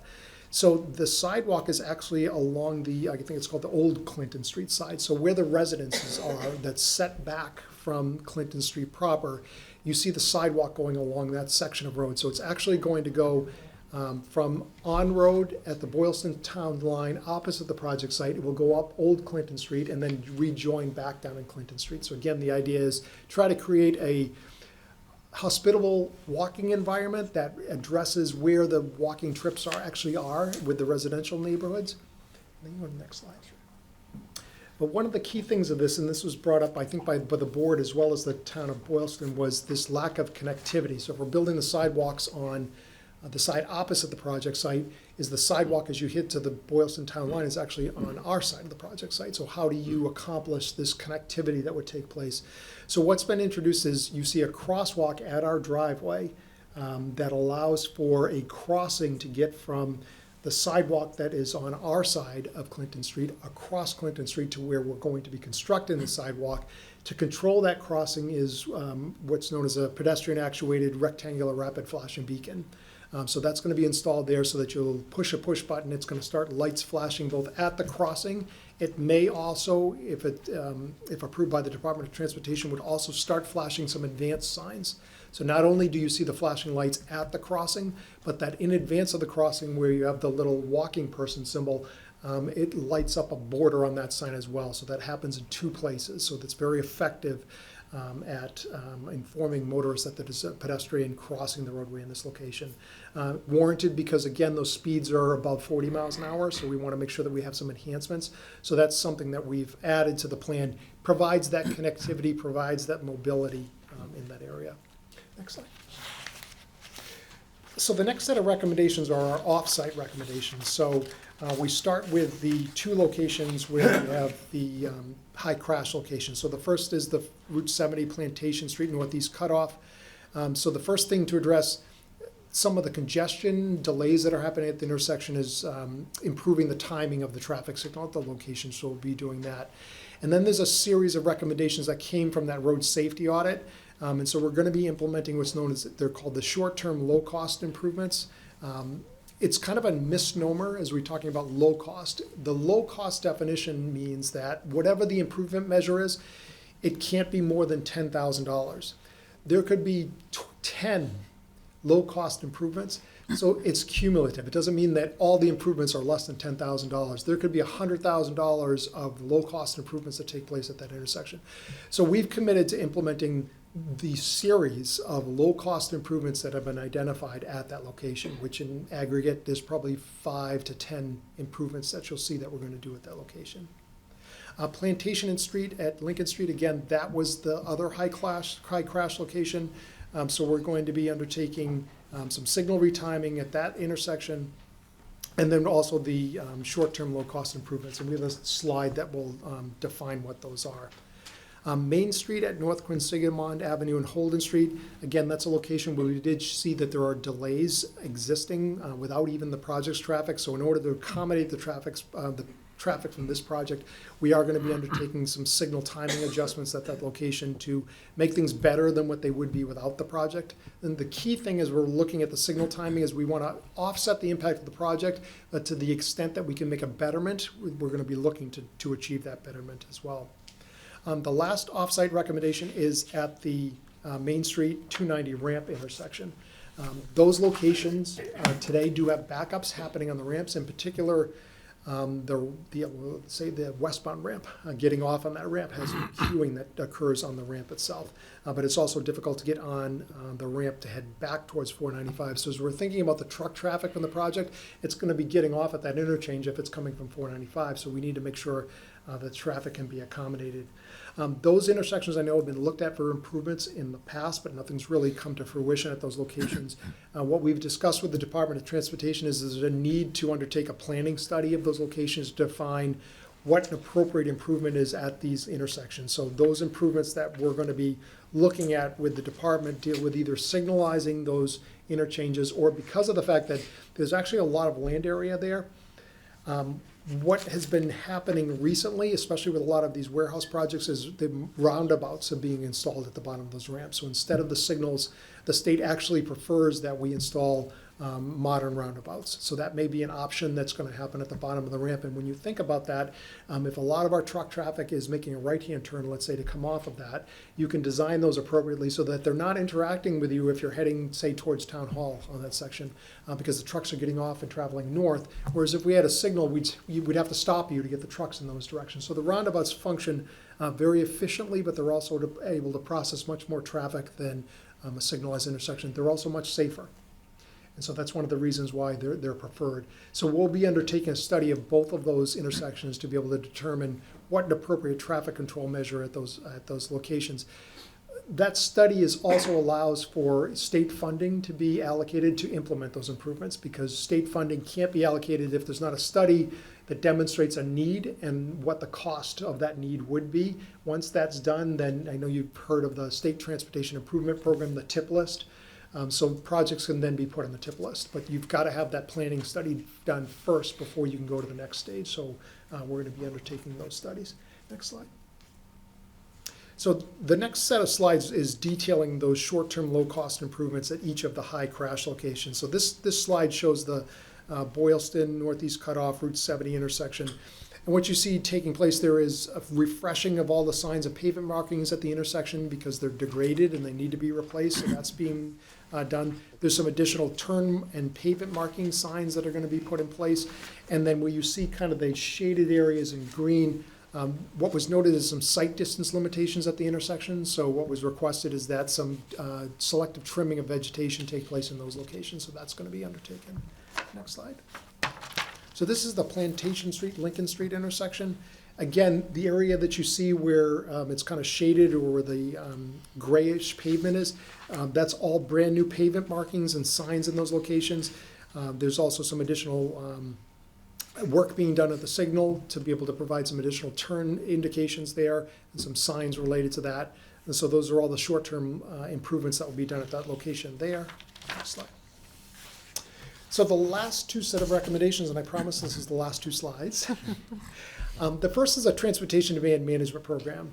So one of the things that we're trying to do is to get to people to carpool or vanpool to the site. So this is a series of measures, management measures that will be undertaken by the operators of both of the warehouse buildings to really try to get our traffic numbers down as low as possible. So providing information as it relates to other opportunities to arrive at the site by a non-single occupancy vehicle mode, providing on-site amenities so that you don't need to leave to go get lunch, things like that, or dry cleaning pickups, things like that. Anything that we can do to say, if you do drive to the site, you don't need to leave, that there's specific things that are provided so that you don't have to add a trip to the roadway network where it's not needed. Probably most important, we're talking about bicycle accommodations on Clinton Street, so providing bicycle accommodations within the site by way of exterior bicycle racks, but also interior bicycle parking as well, so that someone can park when it's raining or inclement weather, they can put their bicycle inside, because a lot of those bikes, as you probably know, are very expensive, and so no one wants to leave those outside in the rain, so having interior accommodations is important. Very lastly is, unfortunately, the Worcester Regional Transit Authority does not provide service here. The closest service is in Worcester, several miles from the site. So I know the applicant has been having discussions with the Regional Transit Authority. This will obviously be a major employer with a lot of employees at a single location. So there isn't an opportunity for them to increase some ridership to be able to provide a connection to the site. So I know those discussions are ongoing. The commitment that we have is to the extent that they do establish service at the site, that we will provide a location, central location in the site that will have a bus shelter, a sidewalk to connect to it, so that all the accommodations within the site are there so that they can provide service to the project site. And then the very last slide is the traffic monitoring program. This is required of any project, a major project that undergoes state review that requires a state highway access permit. So the monitoring program, again, the key part of this is that it's really measuring the amount of traffic that's produced by the project and then comparing it to the documents that you have before you. And then making sure that the traffic volumes produced by the project, as well as the directional distribution. So we've talked about dispersal, and we've talked about where we think the traffic's going to go. We actually have to go back, measure the volume, measure the directional, where they're coming from, compare that to what we've estimated. The state allows us a 10% variation. So we can't be 10% higher in terms of the amount of traffic that's produced, or the distribution can't be off by more than 10% than what we've estimated. If that's documented as a part of the study, then we have to undertake corrective actions. The corrective actions are also defined. It basically says if you hit these criteria or are over these thresholds, then you need to do these specific things. And it's not an all-encompassing list, so there may be other things. But that monitoring program, it starts upon the issuance of a certificate of occupancy for either one of the warehouse buildings. So as soon as an occupancy certificate is issued for one building, the monitoring program starts. The monitoring program then continues for 5 years after project completion. So once the certificate of occupancy is issued for the second warehouse building, then the 5 years starts to tick after that. But until that happens, monitoring happens every single year. And then it goes 5 years after the last building. So you're getting a lot of data that's going to come in, and hopefully it'll be helpful with some planning that the town undertakes. But I think more importantly, we've done the best we can to estimate the traffic. We've done the best we can to decide where it might be going. You've had a peer review done. The monitoring kind of checks in against all of that, and we deliver the reports to the planning department every year, so they'll be able to inform you if there's any changes. And I think I did lie. You did lie. So The next one you'll appreciate. yeah. So what we No did more. do, we promised at the last meeting that we would take very good notes at all of the questions that were asked of us and do the best we could to kind of answer those. So we did, Haley provided me with a list of all of the comments. We went back and took a look at those, tried to provide some responses to each one of those comments. Here, I've spoken about some of them tonight. So there's a question about the sidewalks and a pedestrian crossing on Clinton Street. So we've talked about what we're going to be providing and that connection that will take place. There was a question about Clinton Street and whether it would be widened. We are not proposing to widen Clinton Street. I think the state would say it's excessively wide and they would not design a road like that today. So what you see us doing is taking advantage of that added pavement width to provide the buffered bike lanes. And as I mentioned, we're providing the sidewalk as well.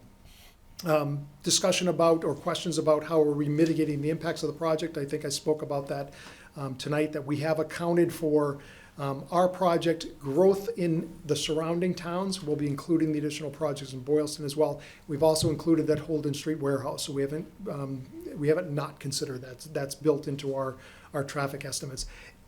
As the Holden Street warehouse, if that is to come forward, I think what you're going to see is generally consistent with the recommendations you see here, but what you'll see is more focused improvements on Holden Street rather than some of the off-site locations. So I think that's one of the differences that you may see. And I apologize if I pronounced the street wrong, but there was a question about potential for truck traffic to use, I'm going to call it Sewell Street, if I've got that correctly. So we did take a look at that, and we do understand its connectivity between Route 140 coming down to Holden Street. The roadway itself, as I mentioned, 73-foot long tractor trailers are not going to try to go down that roadway. They can't maneuver down that roadway. It's not wide enough. As you look at it at either end, it's very apparent that you can't take a truck down that road. So it's not going to serve as a truck route to the project site, even to the extent that congestion were considered. It's just not something that trucks are going to try to go down that roadway. But we did look at it, so I want to ensure residents, whether they agree or disagree, at least, we did look at it and take consideration as to whether it might be something that would function to the extent that there were congestion happening at specific locations. But a 73-foot long trailer cannot move down that roadway and wouldn't even attempt to do that. We are talking about professional truck drivers, so they know what kind of roads that they can try to maneuver trucks down to, and that wouldn't be one that they would try, especially given the fact that they have 140 on one side, they have Plantation Street on the other side, and it's just not a road that they would choose to use. We talked about the use of Route 140. We're not implying that no trucks would use it, but we don't think it will be a significant level of truck activity. We do recognize that there is that truck stop that's closer to 290, I think, than to the Route 70 side. That is in Boylston. It's not to say the trucks aren't going to stop the fuel down at that location there. It's has diesel pumps, it has accommodations for trucks, but it's not really a truck stop. So a lot of the truck drivers, when they're fueling, they want to do it at the rest areas on the interstate area because it's easy on, easy off when they're able to do that. Truck activity in terms of how it disperses itself over the course of the day. I think we had a slide that showed that. These slides will be available, so if anyone wants to ask more questions about it, you can look at any time period of the day and see the amount of trucking activity that we're thinking is going to happen. But I think the key thing, as we talked about, is the majority of the truck activity is happening in the middle of the day, still more than 60%, and it's not happening outside of those time periods. Question about the use of Holden Street, specifically the section by the high school, by truck traffic. Although trucks are not precluded from using that roadway, I mean, clearly, there's deliveries to the high school, the sand and gravel operation, so there are trucks using that roadway. As it relates to the warehouse, what we typically do is say that for the dispatchers, so trucks are dispatched to this warehouse. The dispatchers will give directions to the truck drivers that are arriving at this site to say, if you're making a delivery here, this is the truck route. If you're coming from New York, coming from the Worcester side, this is your truck route to get here. If you're coming from the 495 route, this is how you get here. So those directions are going to be given on dispatch. And so that what we would say is that Holden Street will be excluded from those directions that are given. So we're not going to direct truck drivers to use that. They will given specific instructions on how they're to arrive and depart from the project site. And so the use of Holden Street will be precluded from those truck routes. We also sometimes can have signs within the site so that as they're leaving, it's reminding them of the truck routes as well. So that's something that we'll be doing. And that's not uncommon. That's done at other warehouse facilities as well. And I do promise that this is the last slide. Very quickly, so your peer review consultant had specific comments that they'd asked us to address. We will be issuing written responses to each of those comments. We take no objection to any of those. Peer review should result in a better project or better information for you. And it's our opinion that the comments that are provided will provide that information. So updated traffic counts, I believe they have been done this week. So those we're going to be providing new analysis for existing conditions as well as projecting future conditions. I mentioned we're going to be adding, I think there were 5 projects in Boylston we were asked to look at. We've contacted the planning department, so we're waiting to hear back to get the information on those projects. We'll be adding those in. We were also asked to just confirm the 1% growth rate, so we'll be reaching out to the Central Mass Regional Planning Commission just to verify the growth that they have in their traffic model to make sure that that's consistent with the 1% growth rate. There was a question about, as we were talking about some of these signalized intersection, just to check the traffic signal phasing that's in place. It's a technical thing, but it affects our analysis. And so we have received the plans from Mass DOT and the City of Worcester that actually tell us what's programmed into the computer that controls the intersection. So we actually have those. We'll provide those to your consultant, and we'll make any adjustments that are necessary. Parking numbers will reconcile. And then to the extent that this new analysis has us rethink some of the improvements we're doing, we'll present that to you as well. So by the next hearing that we talk about traffic, we will have responded to these. Hopefully there'll be enough time for your consultant also to take a look at that as well, because the best thing is we've responded, they have a chance to look at it, provide more feedback to you. And the goal obviously is that the two of us are in line, so then the board really can, has good information to be able to ask questions or talk about conditions whenever that's appropriate. So I've taken up a lot of your evening. I'd be happy to answer questions that you have now or later on. Mr. Jark, thank you very much. That was very comprehensive. Mr. McGoldrick, I'm not sure, do we have somebody from, to present our peer review, or? We do, yep. Okay. So maybe at this time, perhaps we can have the individual who did the peer review for the town. Hi, my name's Maureen LePayton with Bowman. We completed the peer review for this project. And again, overall, the traffic impact assessment was completed in a professional manner, consistent with industry standards. It's a very large study area. We did go out and field verify existing conditions and compared them to what was presented in the traffic impact assessment. As we noted in our review, and I'll just give a brief overview of what was in our review in case anyone in the audience hasn't had a chance to look at that yet. Obviously, it sounds like a lot of things are getting addressed or will be addressed, and we look forward to reviewing that information when it comes in. As we had noted in our review, the following items we had found acceptable and required no additional action. Seasonal adjustment factors, speed data that was collected, the trip distribution, how the trips were selected and distributed throughout the study area intersections, the selection of the study area intersections themselves, site distance measurements and preliminary mitigation improvements that were proposed. There's obviously been quite a bit of preliminary coordination between the applicant and MassDOT for potential need for access permits and other approvals from MassDOT regarding the driveway openings and other mitigation that's proposed. With that being said, we did provide some additional comments for the applicant to review and determine if there would be any additional impacts to the overall conclusions reached in the traffic impact assessment and proposed mitigation measures that were included. And a lot of that's already been discussed, but I'll go back through just to give an overview of our comments. So there was some discrepancy in the amount of parking on site. It sounds like that would be reconciled with the response to comments that are forthcoming.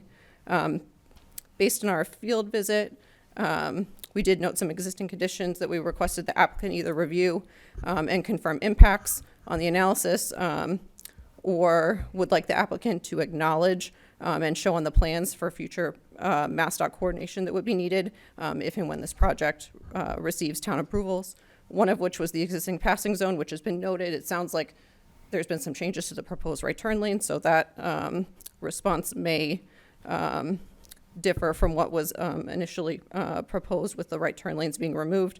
But there is an existing passing zone that we noted that could have had to been removed, potentially marked as a no passing zone should there have been turn lanes added. It sounds like in lieu of turn lanes, bike lanes are now proposed. There is existing guardrail along the frontage of the property that would need to be partially removed or fully removed in order to construct the southern site driveway and middle site driveway. And we asked that that be shown on the plans and noted for additional coordination with MassDOT as far as any other changes to the guardrail if it needs to be fully removed or if there's sections that will still be needed after the driveways are put in place. We also request that the proposed turn lanes on Clinton Street be shown on the plans. Obviously, we would request the proposed bike lanes be shown on the plans now with the updated coordination with MassDOT. The review of the existing signal phasing, it sounds like with the new traffic data that's being collected, that there's going to be a comprehensive review of the analysis and the updated signal phasing will be included with that. Let's see. We had also requested the applicant to confirm or justify the land use code for the general warehousing based on the information available. It sounds like a response is pending about that, given that there's no specific tenant. We also understand that this site was considered a phase 1 of a larger development and that there's a potential phase 2 on the 274 Holden Street. And we asked the applicant to confirm if the phase 2 were constructed, based on any information that's available, that the proposed mitigation measures are still appropriate as a sort of sensitivity analysis to make sure that other measures are not precluded or needed based on that proposed phase 2 development. And then lastly, we would ask the applicant to look at, to provide the vehicle turning movement templates for the site driveways for the emergency vehicle and tractor trailer access. They noted that the access is adequate, but we'd like to review the turning templates just to ensure that that meets. And that's kind of a general summary. Great. Thank you very much. Appreciate that. All right, board members, are any questions, comments for the project proponents?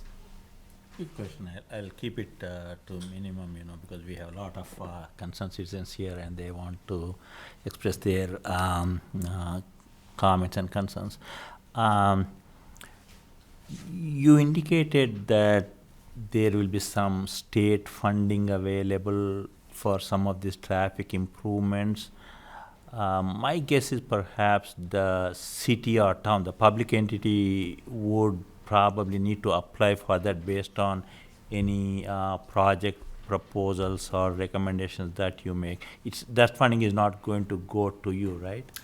No, so the funding, depending on how it would work, probably the town would be the sponsor, but the information, so the study itself can be used on behalf of the town or submitted by the town to substantiate a grant for those types of improvements. So that's one way. The other way is for the town, through its representation on the Regional Planning Council, is to advocate for improvements with MassDOT buy-in, that it gets placed on the state's Transportation Improvement Program list. So the grants such as a MassWorks grant or doing some type of grant application like that, the town would sponsor that and put in an application for that, or it could go through the TIP list, which that would go through the Regional Planning Agency, and they would put it on the state's 5-year plan. Yeah. One quick other thing is, wondering what the latest is on the MIPA filing status. March 15th. March 15th? Oh, no later than March 15th. Okay, great, thanks. Anyone else?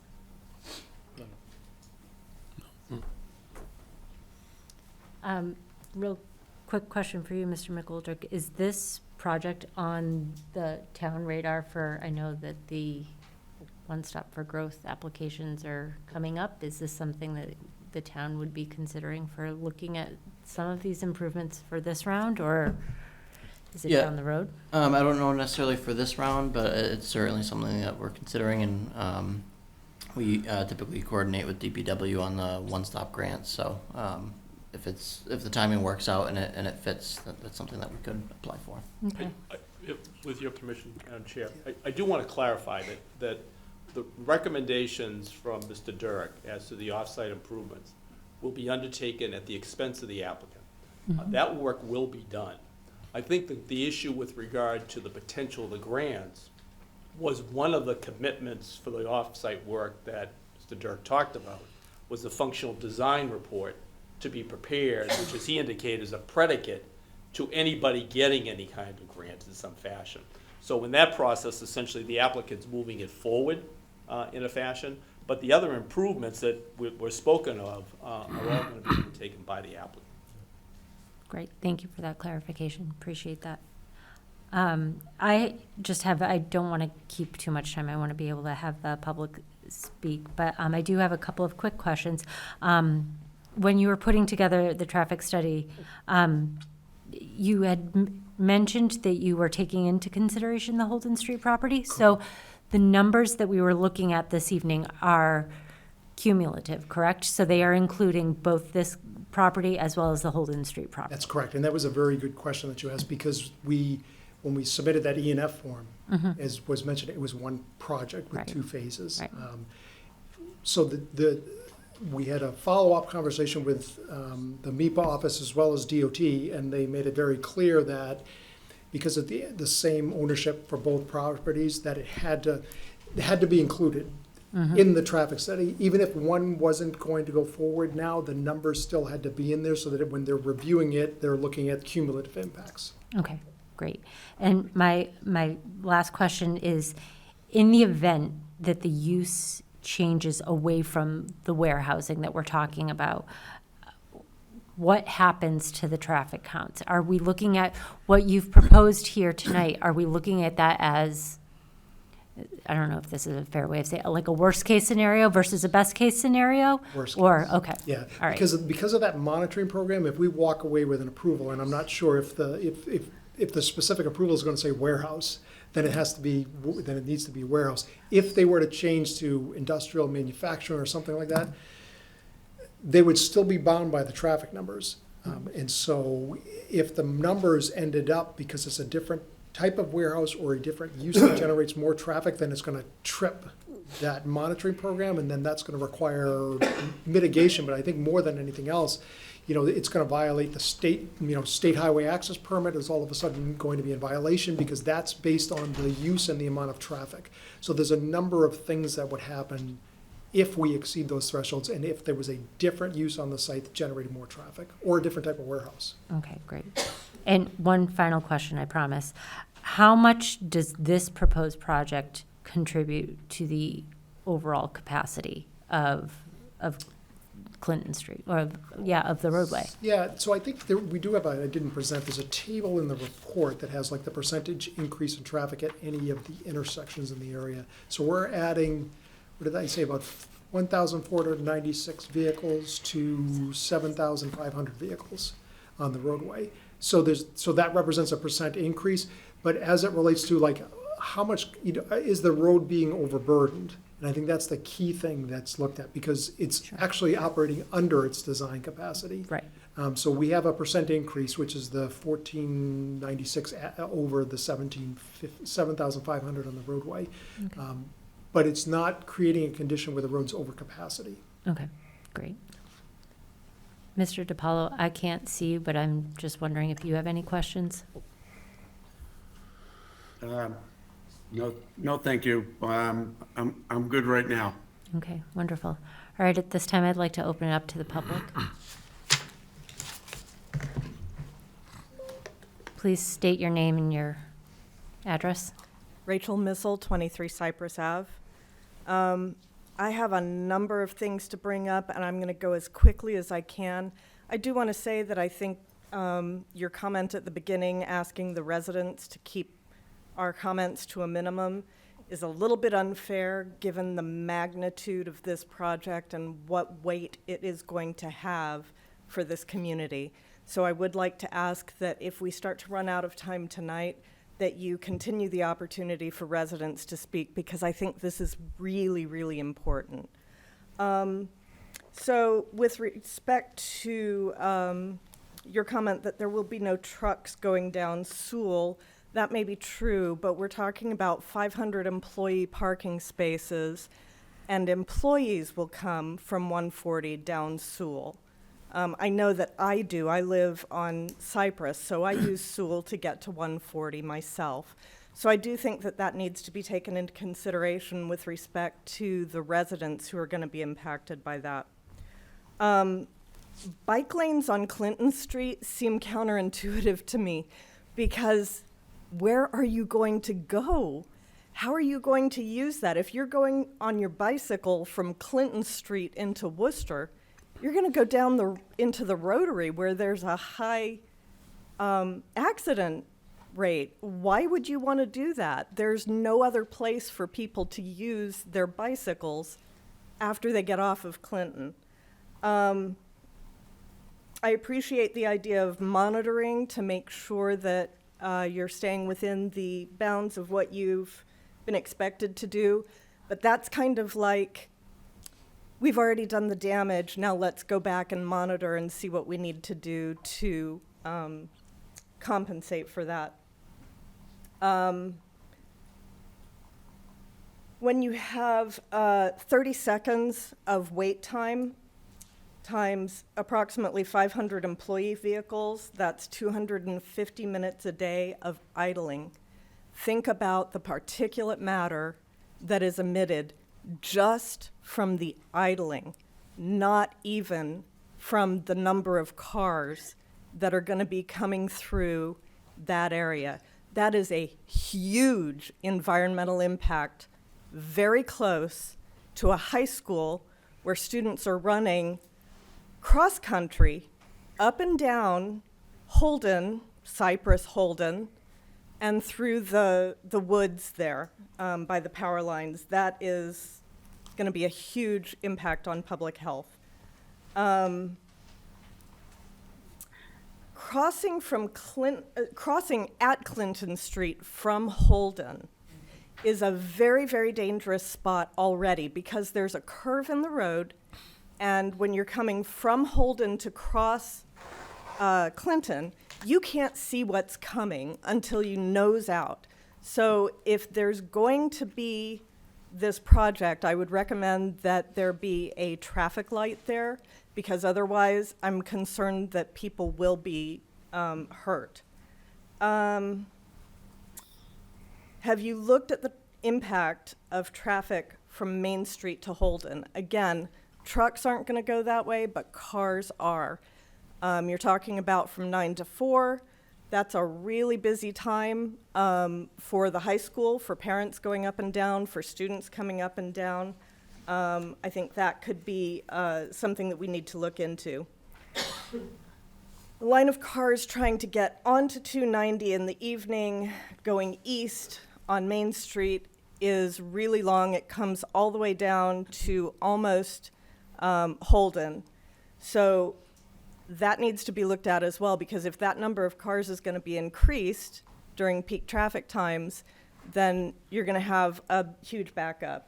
The other thing I will tell you is that I turn left from Main Street onto Holden when I come home from work, and there's no turn signal there, and you kind of have to either wait or take your life into your own hands to get past that intersection, because there is no turn signal. So if this is going to happen, I do think that a turn signal needs to be installed there for the safety. I will stop there and give other residents an opportunity to touch on topics that I haven't already. Excuse me, can I? Certain. I just want to jump in real quick, on the comment of the opportunity for public comment, and if we Yeah. do go long tonight, Yeah, I think please. it's important just to touch on that. Public comment is ongoing at any point. You can email the planning office, planning@shrewsburyma.gov, and we're happy to include all those comments and pass them along to the applicant as well for response. So the public comment doesn't just end. This isn't just the only opportunity to present comments. We collect that as we go, so feel free to email or stop in the office during our office hours, or give us a phone call. We're happy to discuss this project as we can. So, and anything that we can't answer, we'll pass on to the applicant as well. So, again, it's, there's plenty of opportunity for residents to engage with our office and with the applicant. So. And certainly, this meeting doesn't have a deadline to stop this evening. So I'm, as long as everyone is willing to be here, I would imagine that we would all be here. So, any other public comment? Yep, Robert Ryan, 8 Colonial Drive. Mr. Donahue knows me from many years ago because we fought a development in Boylston that abutted Colonial Drive. We sued 5 lawsuits against the planning board members, and then Dr. Shahadi. I'm a little surprised tonight to learn that 45% of the traffic will go by my house. I live right at 140 at 290. We're being told that there is no known tenant. And I would say that does not pass the smell test, because somehow they know that majority of traffic will be between 9 and 4. Somehow they know the trucks are 73 feet. Somehow they know they need a certain number of parking spaces and bike lanes. I worked at KPMG in Boston years ago. My partner Bill Connolly always talked about the smell test, and I say this does not pass the smell test. So it would behoove the planning board to find out who the tenant or tenants are. I understand that originally there was 1 warehouse, now there's 2 warehouses, so likely there are 2 tenants. So that's what I have to say. Thank you.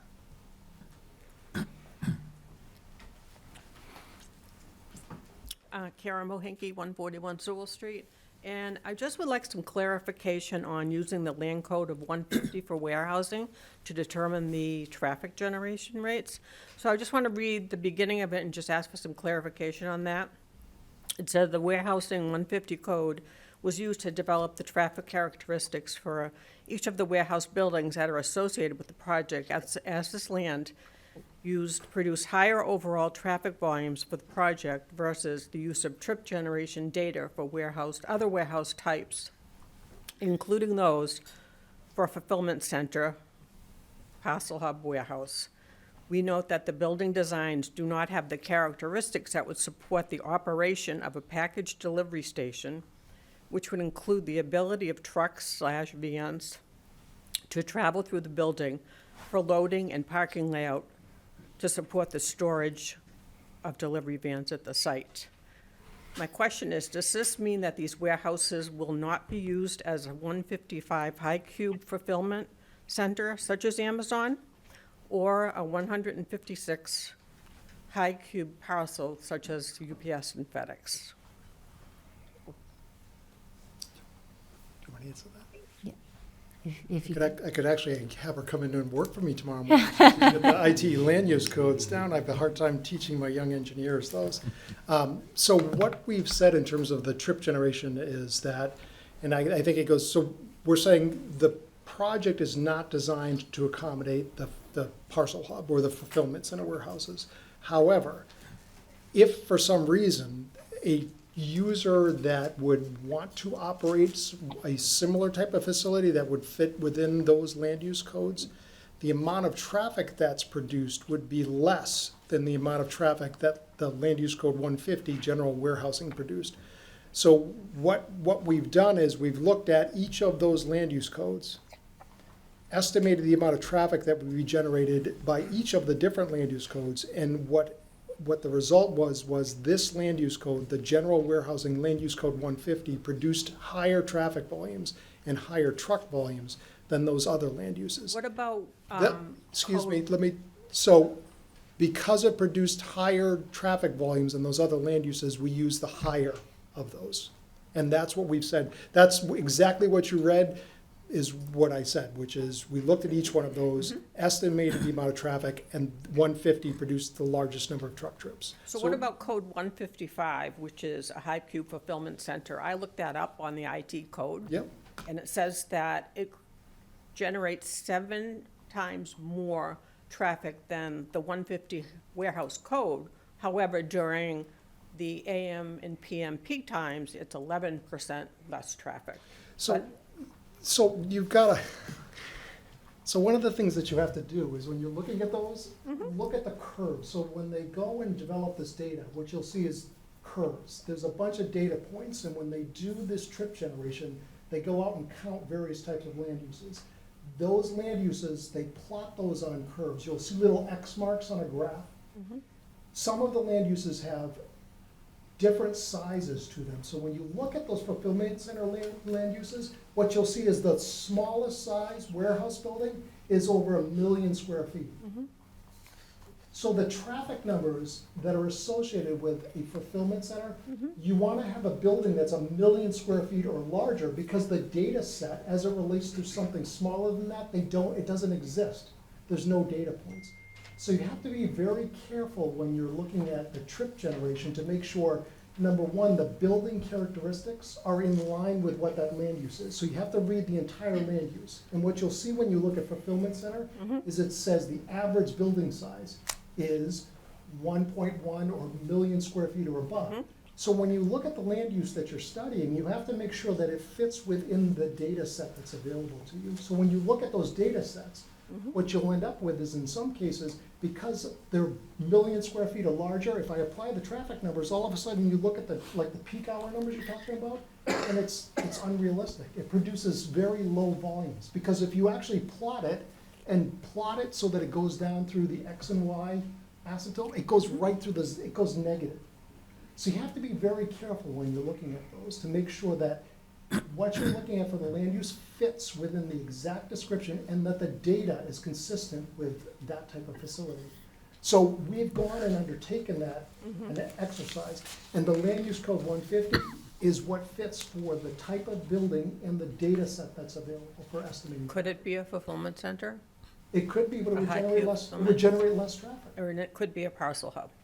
But it's not over, it's, the building itself is not multi-story. Again, you have to. How many look at- stories is the building? I thought it was like 2 or 3 stories. No, it's a one-story building. It's a one-story building? Yeah, it's a Okay. one-story building.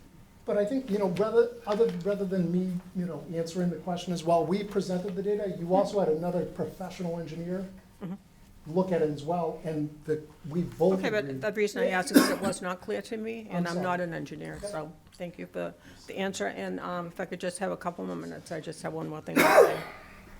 That I'm not opposed to warehouse development in Shrewsbury or bringing in new industry or growth to the town to expand our tax base, but I'm opposed to the massive size of these warehouses and the ramifications I believe this will bring our community. The average size of a warehouse in the United States is 150,000 square feet. These two buildings combined almost total 1 million square feet. It just doesn't seem to fit into our small-town landscape. I just feel like we're trying to become an industrial city. These warehouses border wetlands. They ask to build over our aquifer, our sole source of drinking water, and they push the boundaries and borders of our wetlands. It proposes to build very close to residents living in the area on all sides, east, west, north, and south. As a 19-year resident of Shrewsbury, enjoying nature, neighbors, and various and numerous wildlife recreation at Newton Pond, it saddens me. It truly does. Thank you. Thank you.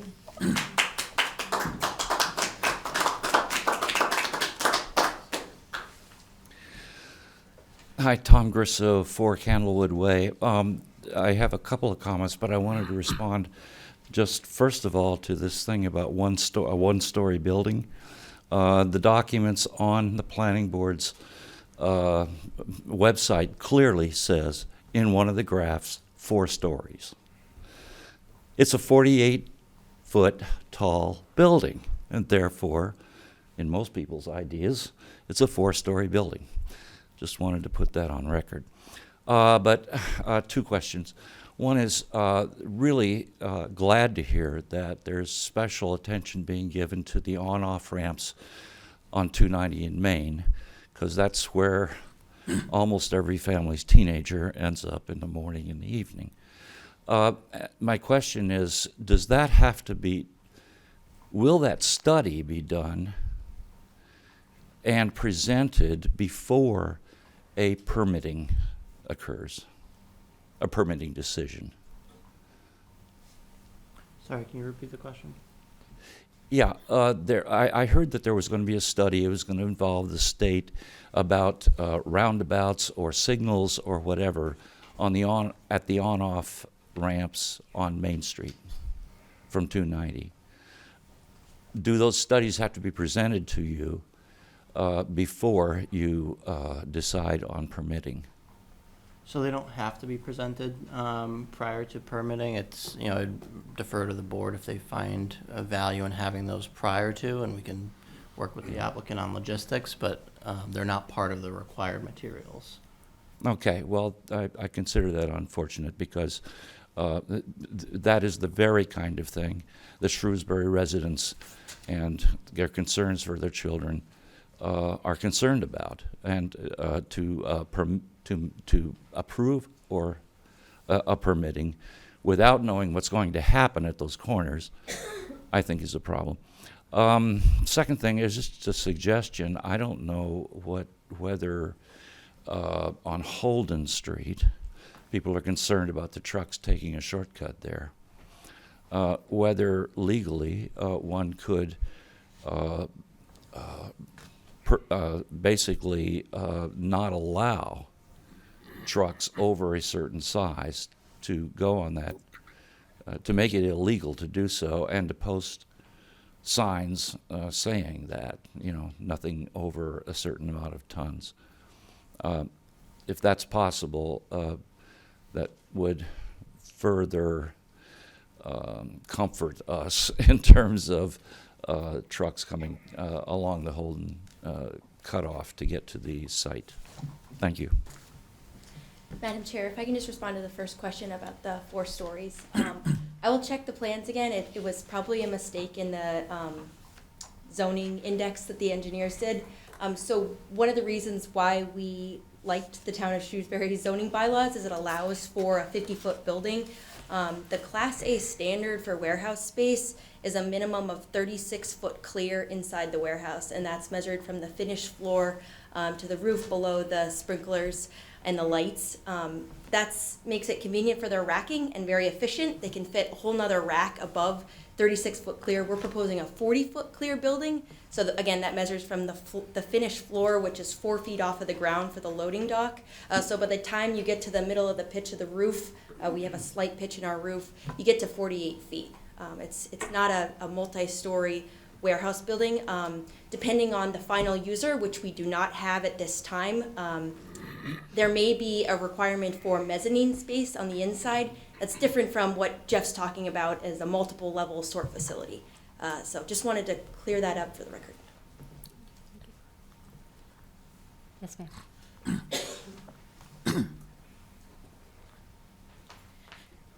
Jacqueline Trotter, 218 Holden Street.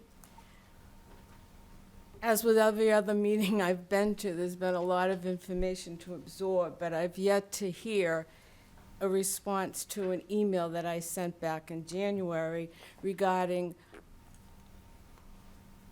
pre-construction. You have to clear the land, and then you have your construction.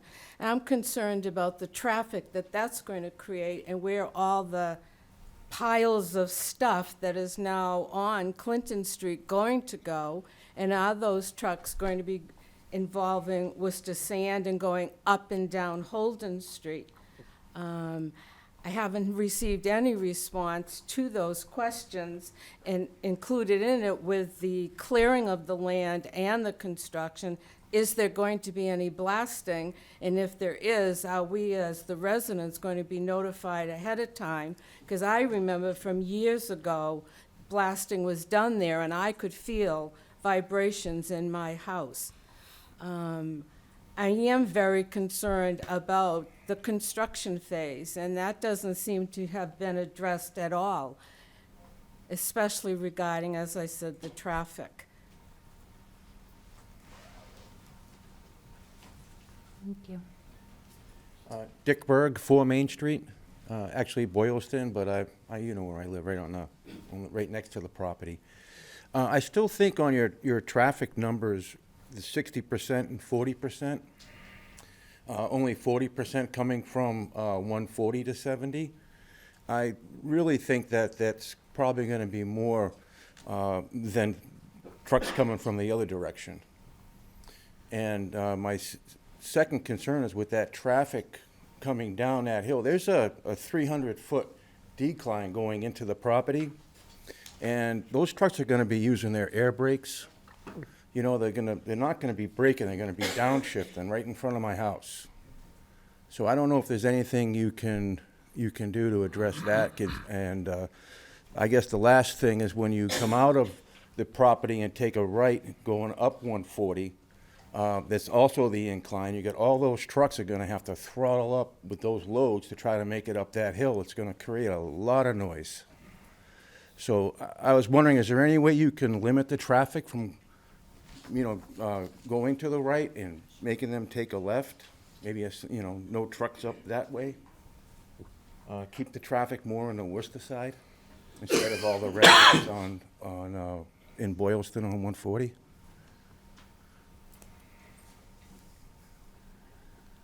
I think that's something that we'd have to talk with. We can discuss that with the applicant. Yep. Yeah? All right, thanks. Sorry, was I supposed to answer? No. Gretchen Nolan, 20 Bosworth Road. One question. I saw that they're going to go into Worcester and change the roads in Worcester to make it okay for the trucks. Is Worcester okay with this? That one we can't answer quickly. So Worcester was involved in the studies, in the road safety audits that I had mentioned. They participated. In fact, the suggestions for the improvements came from the city of Worcester and Mass DOT.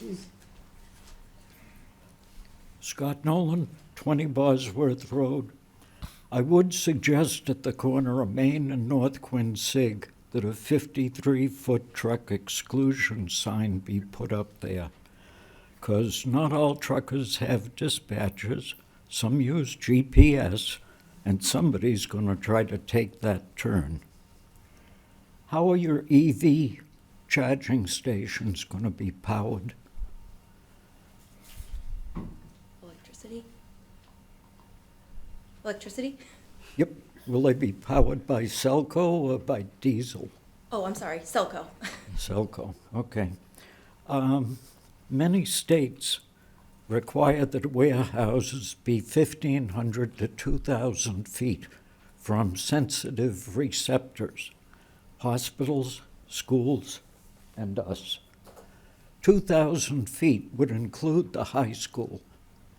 Would the proponent be willing to put air monitoring stations in the neighborhoods and at the high school? I'm concerned about our athletes. Thank you.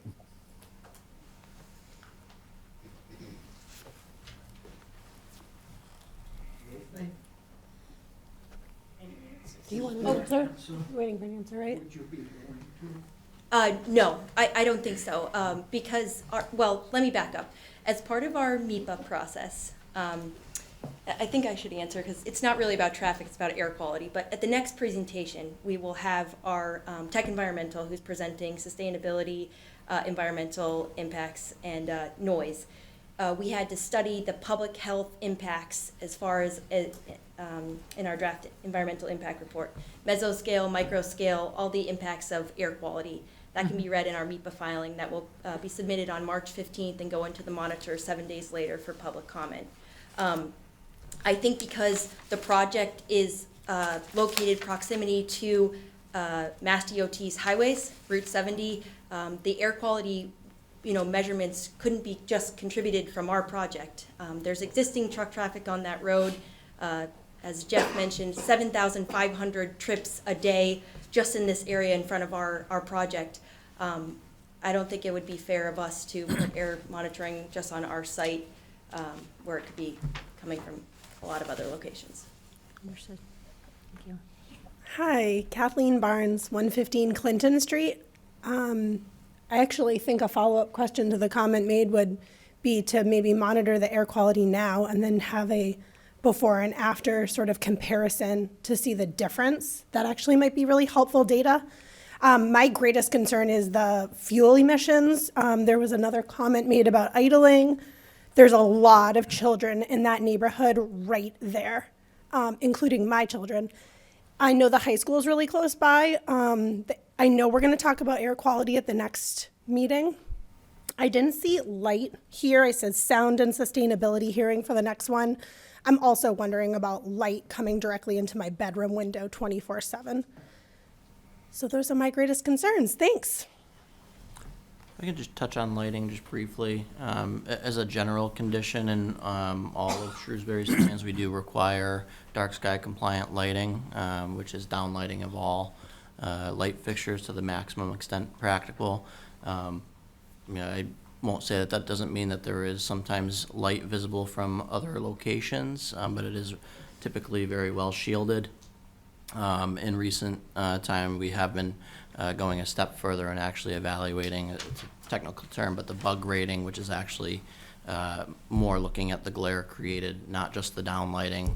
And so, we've kind of expressed that to the applicant. They do have the bug rating on their fixtures, so that's something that we can take a look at for the next meeting. Okay, great. Good evening, Paula Tebow at 121 Clinton Street, and I realize I've spoken a couple times but haven't properly introduced myself to the planning board so that you understand more about the community and the people who live here. I've been a Shrewsbury resident for 11 years. I moved here with my young boys. They were 5 and 8 at the time. They learned how to ride their bikes on Clinton Street. They currently fish at Newton Pond with their friends who come and walk around during the weekends. I would like to reiterate that, yes, the highway might be underutilized, and we love it that way. It's nice and quiet, and it's a beautiful area.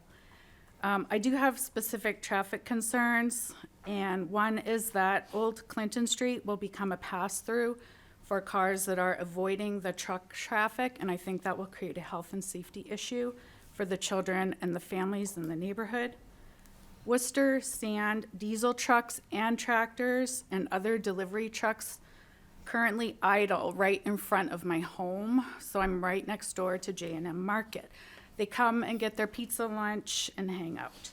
They idle those big diesel trucks the entire time. I'm very concerned about the diesel fuel pollution. A 2023 report from the Environmental Defense Fund titled Making the Invisible Visible, Shining a Light on Warehouse Truck Air Pollution, cites a growing body of research in the last 5 years that exposure to traffic-related air pollution increases the risk of development of childhood asthma. It raises the risk of preterm birth and low birth rate. It increases the risk of dementia, in addition to heart disease and stroke. Diesel trucks also emit other health-harming pollution, including fine particulate matter, volatile organic compounds, carbon monoxide, and sulfur dioxide. This report also indicates that diesel trucks emit serious pollution at startup while idling and traveling at slow speeds. The Community and Environmental Defense Services research also concluded that local governments should amend zoning regulations to require distribution centers and other high-volume traffic facilities like warehouses to locate a minimum of 1,000 feet from residential areas and on main roads where trucks would not pass through the neighborhood. They also note that locating a facility where diesel truck traffic is likely to travel neighborhood streets can expose residents to excessive noise, air pollution, property value loss, safety issues. Instead, these facilities should be guided to locations with direct access onto main roads and those that do not pass through residential areas. Last report I have is a 2021 study titled An Analytical Framework for Evaluating Potential Truck Parking Locations. This notes that an increase in noise pollution are inevitable and that truck noise will impact property value. I'm concerned about the increase in 24/7 traffic. The trucks applying their loud brakes while traveling in and out of the driveways all night long, every day. The significant increase in traffic will be disruptive. It will impact the health and safety of the people who live in our neighborhood. I respectfully ask the Planning Board to request revisions to this project to align with the Community and Environmental Defense Services recommendation. For over 20 years, I have worked in the environment that is regulated by federal rule. I understand regulations, board approvals, and waivers. Waivers do not need approval. Rather, we should be asking the developers to work both with the town and the people of the neighborhood to find an equitable solution. Thank you.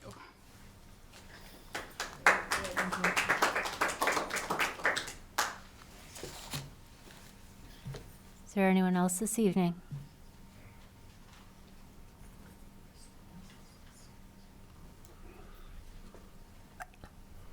I'm Tatiana Hamawi, 66 Sewell Street. I've heard a lot about 18-wheeler trucks, and this is a warehouse, so that tells me that's how the things get in. They do have to get out, so I appreciate the comment that those trucks are not going to go down Sewell Street, but whatever is coming out, not only the employees that these other residents have recommended, but there will be smaller trucks, and they will take shortcuts. Sewell Street is a very small street. There's a narrow pathway. There are no sidewalks. All the kids are running down those streets. During the daytimes, I would like to see them comment on the traffic effect of things leaving the warehouse, because they are going to be smaller trucks. There's no comment at all about the effect of that, so I don't think our smaller roads around should be ignored. I would love to see them put that into their calculations. Thank you. That's it, thank you.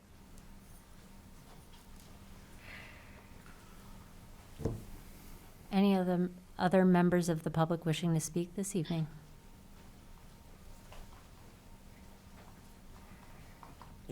Vijay, Candlewood Way. I have a couple of questions and a couple of comments. because there was a lot of data presented, and I appreciate all the data that was presented, and I understand the seriousness of data and how it can influence any decisions. So, a couple of observations, and I would seek clarification. Regarding the queuing, there was a comment or the assessment of the projection which said there would be queuing of up to only 3 cars. What about the trucks? Because the trucks, the length of the truck, which I heard mentioned, was 73 feet long, all 18-wheelers. So if there are 3 trucks in the queue, the distance or the length would kind of start leading to pileups. So I translated the queuing into cars, but it's the way that when we do our traffic analysis, we convert everything to passenger cars. So a truck is worth like 3 passenger cars or 4 passenger cars in our analysis. So what ends up happening is when we do our capacity analysis, everything gets converted to passenger cars. So if there's 10 trucks on the road, they get converted into passenger cars by multiplying 10 trucks times 3 cars for each truck. So that what we're looking at is passenger cars when we do our analysis. When we get back to queuing, it all gets converted. It's easy for me to talk about 3 vehicles, but what it's actually talking about is a distance. And so so the distance of 3 vehicles is 75 feet, which would be either 1 truck or 3 cars, depending on what's there. But what gets reported is feet, and just, we convert it into cars just because it's easier to explain. But what comes out of the model is length of queue. So it doesn't tell me there's 3 cars in queue. What it tells me is the queue length is 250 feet before the project, and then after the project, it's 275 feet. So when we try to explain it, it's easier just to explain that it's approximately 3 cars. But what it actually is a distance. So I apologize. Yeah, so- It would be 75 feet. So the length of queue, if you have 200 feet of queue at the intersection today, there'll be 275 feet. I just explained it as 3 vehicles, and I apologize. But what comes out of the model, if you go into the technical appendix, is a length. You won't see it say cars. What it's gonna say is 400 feet, 500 feet. That's what you're gonna see. We as traffic engineers convert it to vehicles by dividing by 25. That's how it's done. Okay, so if you extrapolate that, peak hour traffic, 2 hours is what the measurement is, right? Peak hour? It's a 1 hour 2 hours period. more, okay, It's 1 hour. a 1 hour period, and so what happens is so if you looked at if you looked at like a traffic signal or the off ramp from 290, and you looked at how long that queue is, in 15-minute increments over the course of an hour, that's what it's giving you. It's saying that if I average out the 15 minutes, the length of that queue on average is this long, before the project and after the project. It gives me 2 things. It gives me average, and it also gives me maximum, and it gives me the length. Because I was trying to do the math there. Yes. It does not add up because Yes. the 1 hour, 136 Correct. whatever cars versus the queue up Yes. does not really add It's up. it's a length. So that's, when you look in the analysis, it's a length. And what it's doing is it looks at 15-minute increments over the course of an hour, and it's reporting the data back saying on average, each of the 15-minute increments within the hour as it's modeling it, this is the average, and then this is the maximum. And it's a length, it's not vehicles. If you ever dig into the appendix. No, that explains. Thanks for the clarification. I simplified, but you're right in questioning it. Yeah. And there was the projected increase in traffic, 1% in Shrewsbury.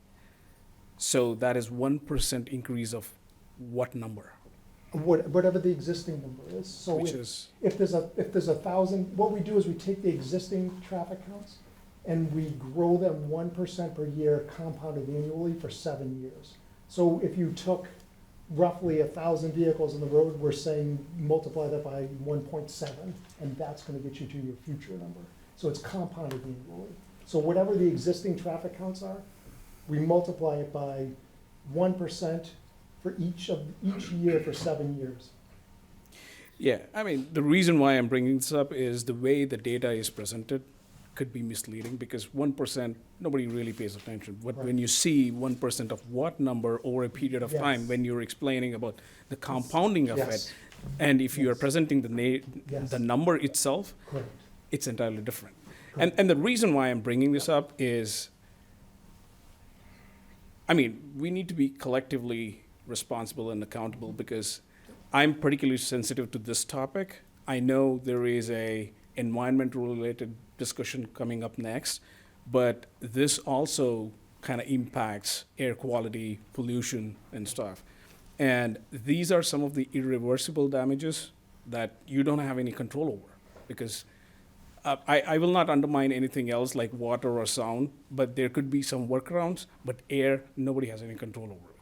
So the only point that I would like to make here is as we also need to be kind of supportive of growth and development, we also need to be cognizant of at what cost. Because we need to be proactive. These are not something which you cannot be reactive about because you cannot reverse some of these things. Same thing with planning infrastructure, road. You cannot reverse or remediate without further damage. So I would urge to really have the necessary correct and complete information for educated decision making. Thank you. Thank you. Is there anyone else from the public wishing to speak this evening?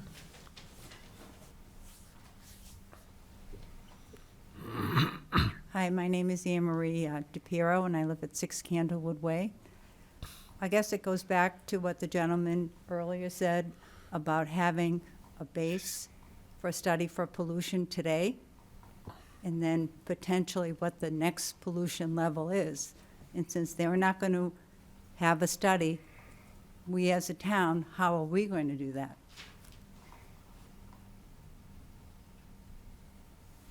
How are we going to do that? I mean, What? We can look at, I What? don't know if there's opportunities to do a study like that, I'm not sure. You're not sure? But these are kids at I'm the not high sure the school. logistics of what the town would do in terms of conducting that study. Certainly air quality is something that we are sensitive to, but in terms of conducting a study and committing public funds to that, I don't have an answer tonight of how we would pursue that. It's certainly something we can look at if there's an opportunity to do a study. It And we wouldn't- can address that and put it on the agenda? Is So that at some point? it's unlikely to pull together the funding and pursue, a grant that would do a study like that. It's unlikely that it would fit within the timeline of this project. So it would be more general, but that is something we can look at, an air quality study if there's, I guess, from what we just heard, is sometimes it's too late after these things have been built, especially with kids. Correct? I think what we're discussing this evening certainly has some environmental implications as I think we can certainly agree that that is something that is part of this conversation. What we're talking about is traffic this evening. Next meeting, we are going to be talking about some of the environmental considerations and some of the sustainability considerations. I think that might be something that we can kind of further delve into at that time. I think that seems like that might be the Appropriate time? more appropriate time to kind of dive into that. Okay, as long as If everyone that's- is prepared. Sure. Thank you. Understood. Yeah, just a comment. Jerry McWeeny, 115 Sewell Street. It occurs to me that there's probably examples of warehouses like this being built in neighborhoods in the past. And there's probably been examples of the impact that has had. And has any education or research or analysis been done as to the historical impact in cases like this? It is a big warehouse, a big project, similar to like the high school being built in a neighborhood, except at the high school, there's acres and acres of land around it. And in this case, there's acres and acres of neighborhood around it. That's all. Thank you. Thank you. Anyone else this evening?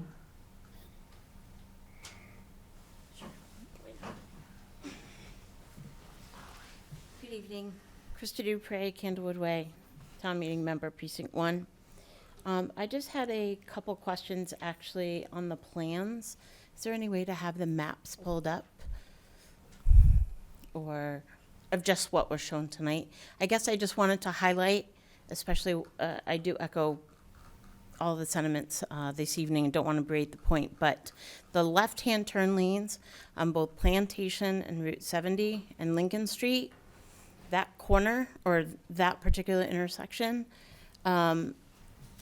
absolutely being one of the high crash intersections, definitely needs a left-hand turn signal for every single corner. In my humble mom opinion of driving it almost daily. There is a right curb cut, I believe that's the technical term, I'm not positive, as you are going southbound on Route 70, and you take a right to go north on Plantation, or is that West Mountain Road now, towards the busing facility for Worcester. But if you're coming from Plantation, so if you got off 290 eastbound, I take a left-hand turn as a tractor trailer. I have to come through one intersection. It loses a lane, though there may be a lane improvement. I don't have the maps memorized. But as I approach and there's a Shell station on my left, and I need to make a right-hand turn onto Route 70, a right-hand curb cut would be huge, or that traffic will back up because there's no way for traffic to go straight. There's no way for traffic to turn left because they're all stuck. At the current time, guess what? When I come either direction, I stop all my traffic when I have to turn left. Everyone has to wait. But that curb cut would be huge. In addition, over on Plantation Street, the other one, as you go up and over the bridge, that particular intersection, does that have a high crash rate as well, or not yet, I should say, since I count the number of cars that go through the red light? That's what I was trying to clarify. And that's okay if you don't have it, but it was just... Give the ahead. intersection one more time. Which Sure. So if you're you asking? go up and over Main Street Bridge, Yep. up and over Quincy, so if I'm looking at the rotary of Lincoln Street up ahead, and Plantation goes left to right. So Lincoln, Plantation, and Lincoln? Lincoln and Main. I think it's still called Main as you go up and over the bridge. So, yeah, probably on the one leg? Yes. Okay. That is not a high crash location. That's intersection. not, that shocks me, I'll be honest with you, for the number of cars that run those red lights. I know there is a left-hand turn signal, 2 lanes, it's very quick, but you figure with tractor trailers, they don't stop. Even here in town on Route 140, if I come out Lake Ave, I make sure a tractor trailer is not coming because they do not stop at that traffic light. They don't. And that's one of my biggest concerns. These trucks that I've now heard the length of, they're not gonna stop. They're gonna run those lights. That's one of my biggest concerns because they've got the momentum. My father sold trucks for years, and I asked him how these brakes works and this and that and the turning, and he's like, they need a lot of room. They're gonna make a lot of noise. That's what he told me. In regards to the high school traffic light, living in town over 16 years now, that Holden traffic light, North Quincy, no doubt a truck may decide to go down North Quincy. I know someone already talked about the weight limit. But again, that has a left-hand turn coming out of Holden to turn left onto Main to head towards the highways.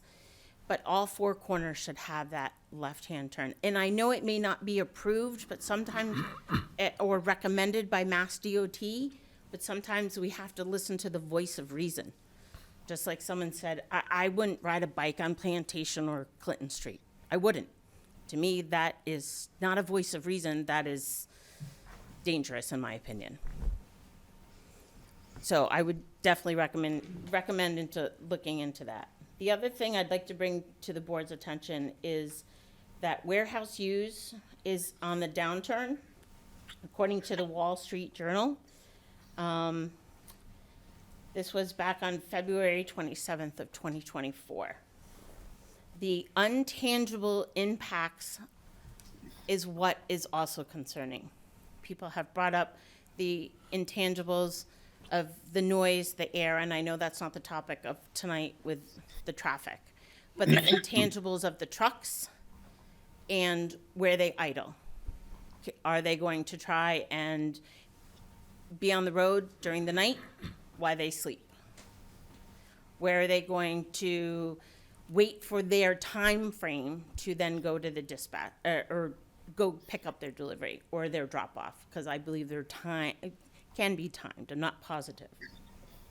But those impacts are all unknowns. And in speaking with other people in other towns, I didn't know you were going to bring that up, but Grafton, Hudson, Northborough, Milford, these towns have been impacted by warehouse distribution type centers heavily. And it's not till after the fact people realized how much of an impact it was. And I view this as a town issue, especially in view of traffic, because the traffic, we're gonna have no control where they go. Even though a sign is posted, what's the enforcement? Driving here tonight, someone blew through the stop sign at the bottom of the new Cypress Ave of the high school hill. Went right through it, paid no attention to it. And I look at the tax revenue of $500,000 that is projected at this time. Thank you. So, Madam Chair, just very briefly, a lot of the improvements that she was saying, we're actually making those improvements. They were recommended and we're implementing them. The turn lanes, the signal indications, and so a lot of those are going to be a part of the project. And as our attorney mentioned, we're doing this as part of the development. That's wonderful. Thank you. Thank you. Anyone else this evening?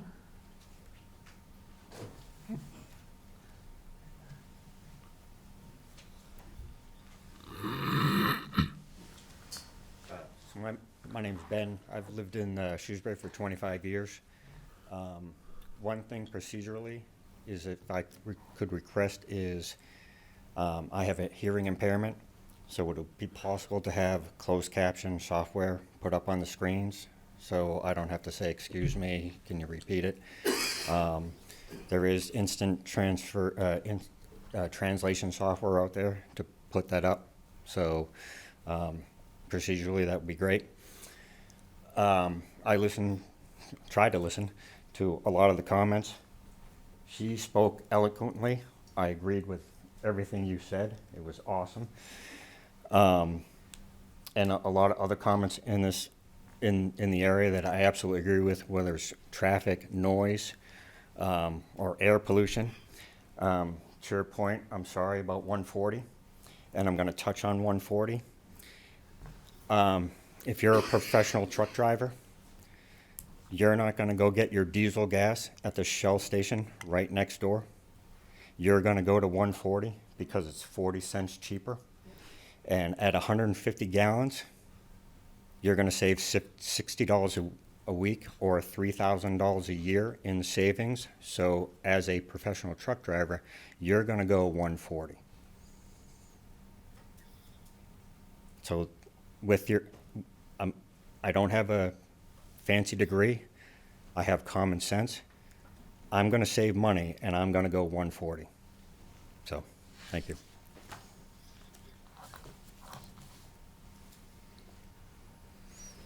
Is there anyone else this evening wishing to speak on this item? All right, I'd like to thank you all. Thank you very much, Mr. Dirk and team. Thank you. I think so. Our next meeting next month will be related to what, Mr. McGoldrick? So we'll still need to continue, and before everyone kind of leaves and gets a little noisy, if we can just continue the hearing to April 4th at 7 p.m. Certainly. So can I get a motion to continue this hearing till April 4th, 7 p.m.? I move that we continue this hearing for proposed warehouse facility, site plan approval and special permit, 160 Holden Street LLC, to April 4th, 7 p.m. Town Hall. Is there a second? Second. Okay. Mr. Eladi? You in favor? Yes, yes. Mr. Rao? Yeah. Yes, in favor. Mr. DiPaolo? Yes. Ms. Holstrom, yes. Thank you very much. Thank you. Thank you very much. Thank you. And yes, it's on sound and sustainability and air quality. Thank you. Thank you. As not having it in front of me, I appreciate you reminding me. Thank you. All right, next order of business this evening, zoning warrant articles for the annual town meeting. We have a legal notice. Do I need to read the entirety of this legal notice? Yeah, we do. Okay.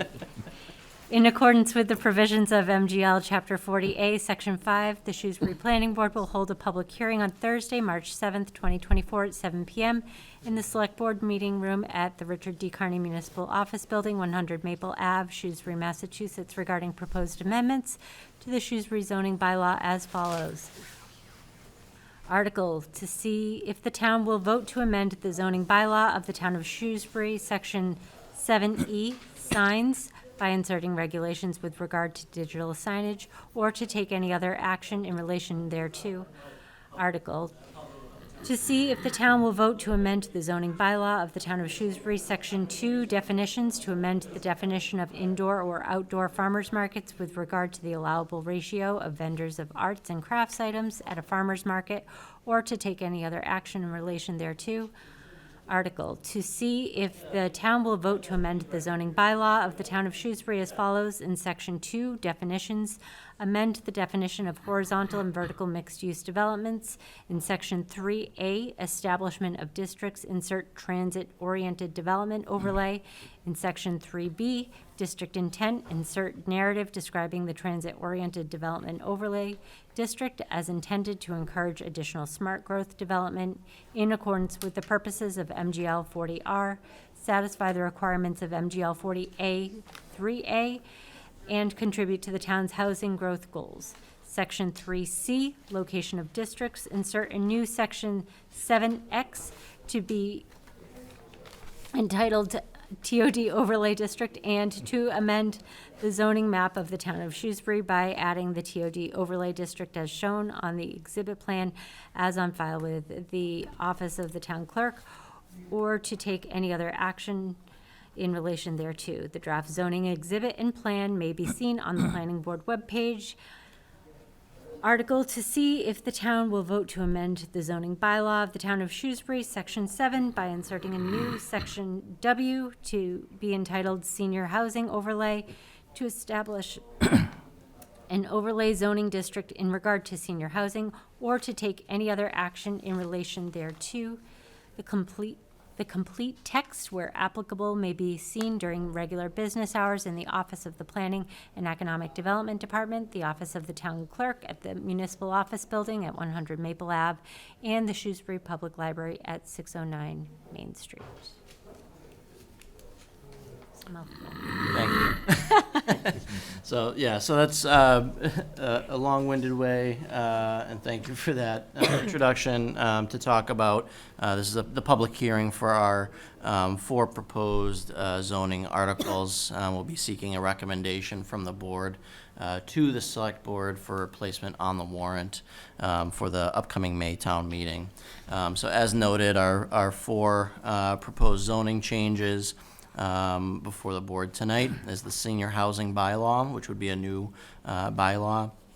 I know that language has been provided to the board. We've since had it reviewed by town council, as well as looked at it again from some of the comments that we've received preliminarily, and I believe that revised language was also provided. So, I'm happy to kind of go into that in a little bit more detail. But in general, this is presented to create a new senior housing with a 5-acre minimum. We do have some of these developments, similar developments in the community already. So this would look at encouraging that type of development on some of the remaining larger parcels in the community. The digital signage is the bylaw we're proposing. We currently allow digital signage in the town center only. This would expand that use town-wide.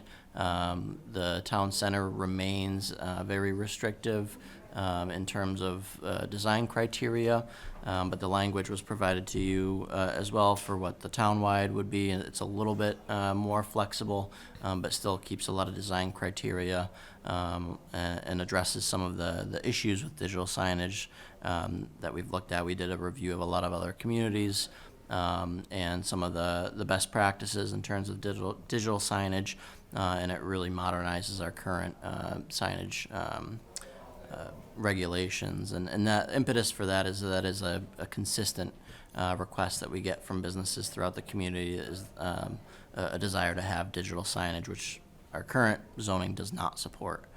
And then the farmers market definition is simply for the ratio of craft users versus actual produce sales. This makes it a simple majority. We previously had a ratio that even the state had opined was overly restrictive.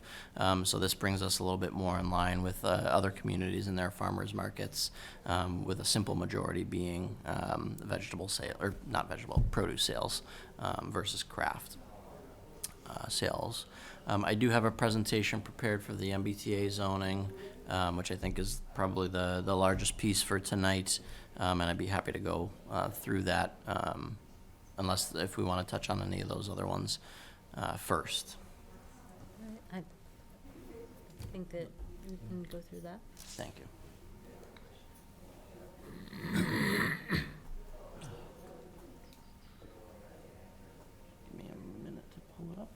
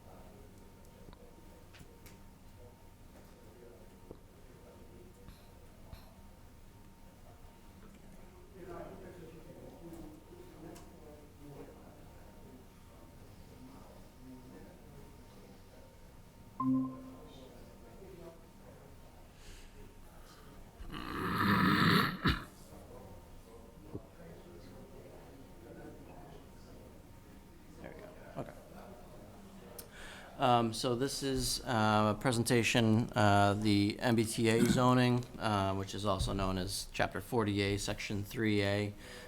This is part of a legislative mandate.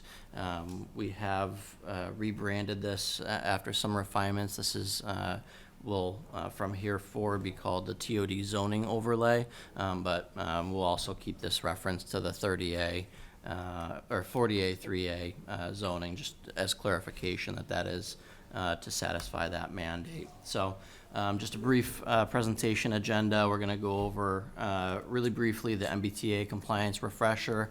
What is it and what do we have to do? We're going to do a brief presentation on some of the surrounding communities that we looked at and what the zoning in those surrounding communities in terms of this mandate are. We're going to go over the MBTA zoning status update with a timeline that we have. We're going to touch on some of our public outreach highlights, and then we're going to dive into the draft zoning that we have prepared for Maytown meeting And then we have a little bit of time set aside for a summary and recap, just to bring it all back together and go over the key takeaways. So, I know I've presented to the board on this previously. We've talked about some of the state impetus for this mandate, looking at the rising housing costs in Massachusetts especially, as well as the historically low levels of new housing development. We talked about the impacts to vulnerable populations, namely the elderly and residents, children out of college, or that demographic of young adult, and the housing cost burden, which is typically looked at of 30% of housing costs or greater of income going towards housing costs. We also talked about the concept of the missing middle housing and the demand, not just in Shrewsbury, but largely in the state, a demand for a variety of housing opportunities, not just single-family homes and larger complex styles, but that middle housing that is typically in that middle density area. So what is the MBTA communities legislation? So it's part of the legislative mandate that was enacted January 14th, 2021 as part of the Economic Development Bond Bill. It created a new section of Chapter 40A, which is the zoning section of the Mass General Laws, and added this new Section 3A.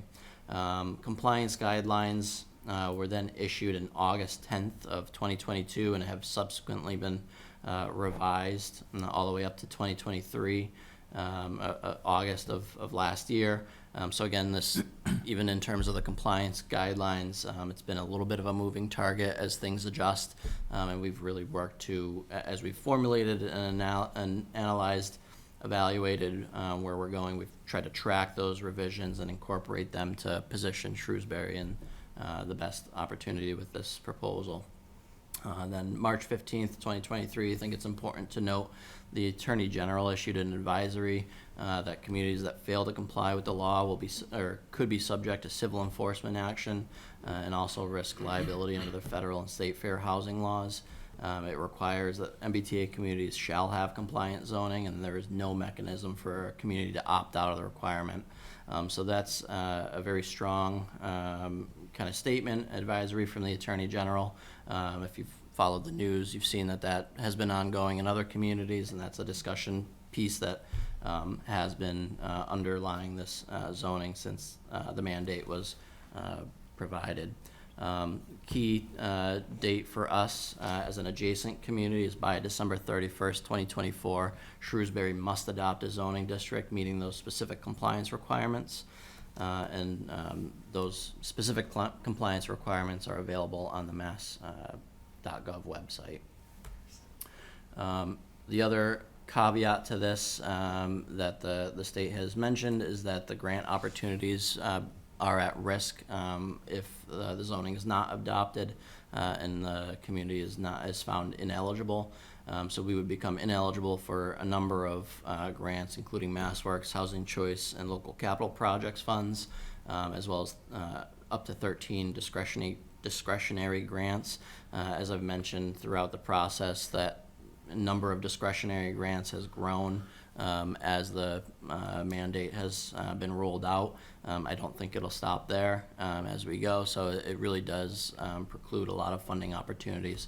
It's important to note we did evaluate our use of those program funds, and we're currently utilizing close to $5 million in funding through those grant programs, which would be a significant impact if we no longer had that funding, or were able to pursue that funding. We would really have to look at a reduction of services, reduction of ability to pursue projects of infrastructure and things like that, or otherwise fill that funding gap.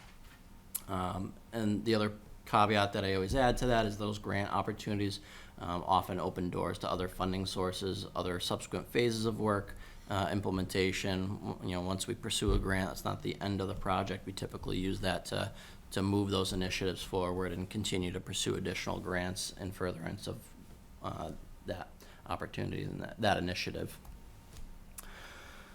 So one of the requirements that we'll touch on is the community housing capacity requirement. It's important to know, so each community has a capacity requirement, which is based on a formula provided by the state. The zoning must meet a minimum multifamily unit capacity calculation. In Shrewsbury, that's 1,497 units. It's important to note that the community is not required to actually construct the units or in any way support their development. We only have to provide zoning that supports the development of that. We don't have to provide any infrastructure, water, sewer, any of that does not need to come from the community in order to meet compliance. It's also important that it does not consider existing units in the capacity formula. It assumes bare land, and so there's always been a benefit that we've seen of pursuing zoning overlying existing higher density locations. One of those revisions that were provided in August, it allowed for a 25% allowable offset if permitted with mandatory mixed use. For Shrewsbury, that offset is 374 units. So by utilizing mixed use, mandatory mixed use in certain locations, obviously we can't do the whole district, and I'll be happy to touch on that in more detail if needed. But we've been able to reduce the multifamily capacity requirement to 1,123 units. Again, not that they would be created, but just in terms of limits how much we have to zone. And it also protects the commercial components, and we'll go into some of that as well. So again, just really want to drive home that bare land in terms of the housing capacity requirement. So this graphic is provided from their presentation. So again, if you have an existing duplex that is 2 units, it treats it as an undeveloped parcel, so there's nothing there. We really look at evaluating what could be built under that zoning. So if a 4-plex is the maximum that's allowed under that zoning, it would have a unit capacity of 4. So again, it's by using existing density, you're limiting the creation of, per se, new units, and by using that existing density. And what I've always said is taking credit for the zoning that Shrewsbury has already done. Looking at surrounding communities, we did look at Grafton and Westboro as well, but I think the most prescient one is Northborough, especially in relation to what we'll be presenting as our proposal. Northborough has 3 options planned for their 2024 annual town meeting. 2 of those options include acreage by the Christmas tree shops. One option is in their town center. It's proposed as overlay districts. So this is these 2 locations down here are near the Christmas tree shops, which is approximately in this location. And they have the language available on their website. I have been in contact with the Northborough planning office in terms of their proposal, and we're looking at additional opportunities to kind of coalesce, although we don't abut, just looking at in terms of planning opportunities to coalesce those zones. If there's anything that can be done to help make those operate more cohesively. And so then this just gives the Google Earth view of the Northborough proposal, which again, you can see them utilizing a similar strategy of zoning over existing density, existing development. They have a larger housing development already in place here, and the New England baseball complex in the other location. So public outreach highlights. I know we've presented to this board and the select board a number of times. We've also provided a number of community forums as we move through this process and developed our zoning proposal and really gone through this process of trying to understand where we want to go with this zoning. We've also done, as always, have our website project page, which is still up, and we're continuing to update as we move through that. We've started our public hearings now. This is the first one for March. I anticipate we'll continue with this all the way through up till town meeting in May. we can certainly keep this open and receive comments if there's further revisions that we can do. We do have provided surveys out to the community, and we'll touch on that a little bit. We did provide surveys to the community. Some of the results that we saw from that survey is looking at potential for redevelopment of abandoned, vacant, and underutilized buildings and building lots. There was a strong pull towards including commercial components and protecting the commercial component where we could. So again, we can't require mixed use or commercial in all of these opportunities, but we did look at, as we developed the zoning language, how can we really drive either protection of the existing commercial areas and really encourage commercial use or mixed use where it's appropriate. Also, the survey results showed a preference towards shorter buildings of 2 or 3 stories at the cost of having less open space on the property. And it also, the survey results also looked at a preference towards townhome or row houses, again, looking at that minimum density. So we do need to have a minimum of 15 units per acre, but that townhome or row house use typically generates around 12 to 18 units per acre at the 2 to 3 stories. And in terms of architectural style, craftsman architecture was chosen as the highest preference. The survey process that we used, also the first time that we've had this ability to have a map of the community up and allow people to drop pins and comments. It was actually a really interesting way to engage with the community, engage and receive comments back. This is kind of typically what we do in a workshop, but to do it digitally live is really kind of a great feature. So community comments were all across the community. We even had some outside. This isn't all of them. There was some in Framingham. So people were widespread in their commentary on this, which is great. That was great to see. A lot of the comments lent towards proximity to WRTA, MBTA stations, highways and intersections.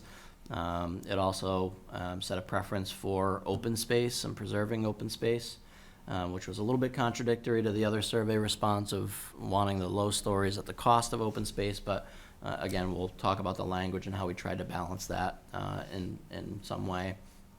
And then, again, really looking at a lot of comments focusing on areas needing redevelopment, abandoned, vacant, underutilized buildings and building lots. So really using this zoning as an opportunity for a redevelopment tool. And many of the identified areas, people dropped a comment and said that they wanted us to look at these areas, were areas that we were already evaluating. So it was really good to see that we were, even just from evaluating it from our perspective, we were really kind of in line with what a lot of the community was seeing in terms of areas that might be supportive of this type of zoning. So the draft proposal. So again, just a refresher, again, the key compliance criteria. So the minimum acreage is 50 50 acres for the district. It has a capacity requirement of 1,497 units. If you do some quick math there, again, these are minimums, so it's just important to know if you do some quick math there, 1,400 units at 15 units an acre, you're going to need more acreage to meet that. So again, those are minimums. And so we've worked to kind of balance that with our proposal to minimize, again, that density, provide the lower stories. And so we do include mandatory mixed use that you can do the 25% allowable offset, which in our proposal you'll see that we have used and reduces our capacity requirement in terms of the multifamily by right uses. Key community goals, again, from the survey was looking at it using the zoning as a redevelopment tool, utilizing existing density to limit new units from being created, as well as looking at commercial components where feasible, defending that commercial component, and then looking at shorter structures, limiting the density over open space. So we did identify and evaluate 6 possible district sites across the community, and we came to this one proposal as the preference that meets the requirements and as the minimum effective compliance. So the site characteristics, this is the draft overlay. So it's approximately 173 acres. 95 of those acres are residential under, and 78 of those acres are commercial industrial underlying. Again, that additional acreage allows us to pursue minimum density while meeting that capacity requirement, and also allows us to include that mandatory mixed use in the commercial industrial zones, which were key factors that were identified from our community engagement. Other considerations for this site that we see this as beneficial is the proximity to the proposed Northborough district. Again, I really do think it's likely that they're going to be going with the districts that are close to this site. This site has access to both Route 9 and Route 20. As it touches on the Christmas tree shops location, it is an opportunity for redevelopment and to drive some redevelopment at that site. We have been in preliminary discussions with the property owner to see, and we'll be discussing with them of what potential impacts and opportunities would be at that site. So they are aware of this zoning initiative. It utilizes existing density, most notably the Shrewsbury Commons district, which is an apartment district that we've encapsulated in this zoning.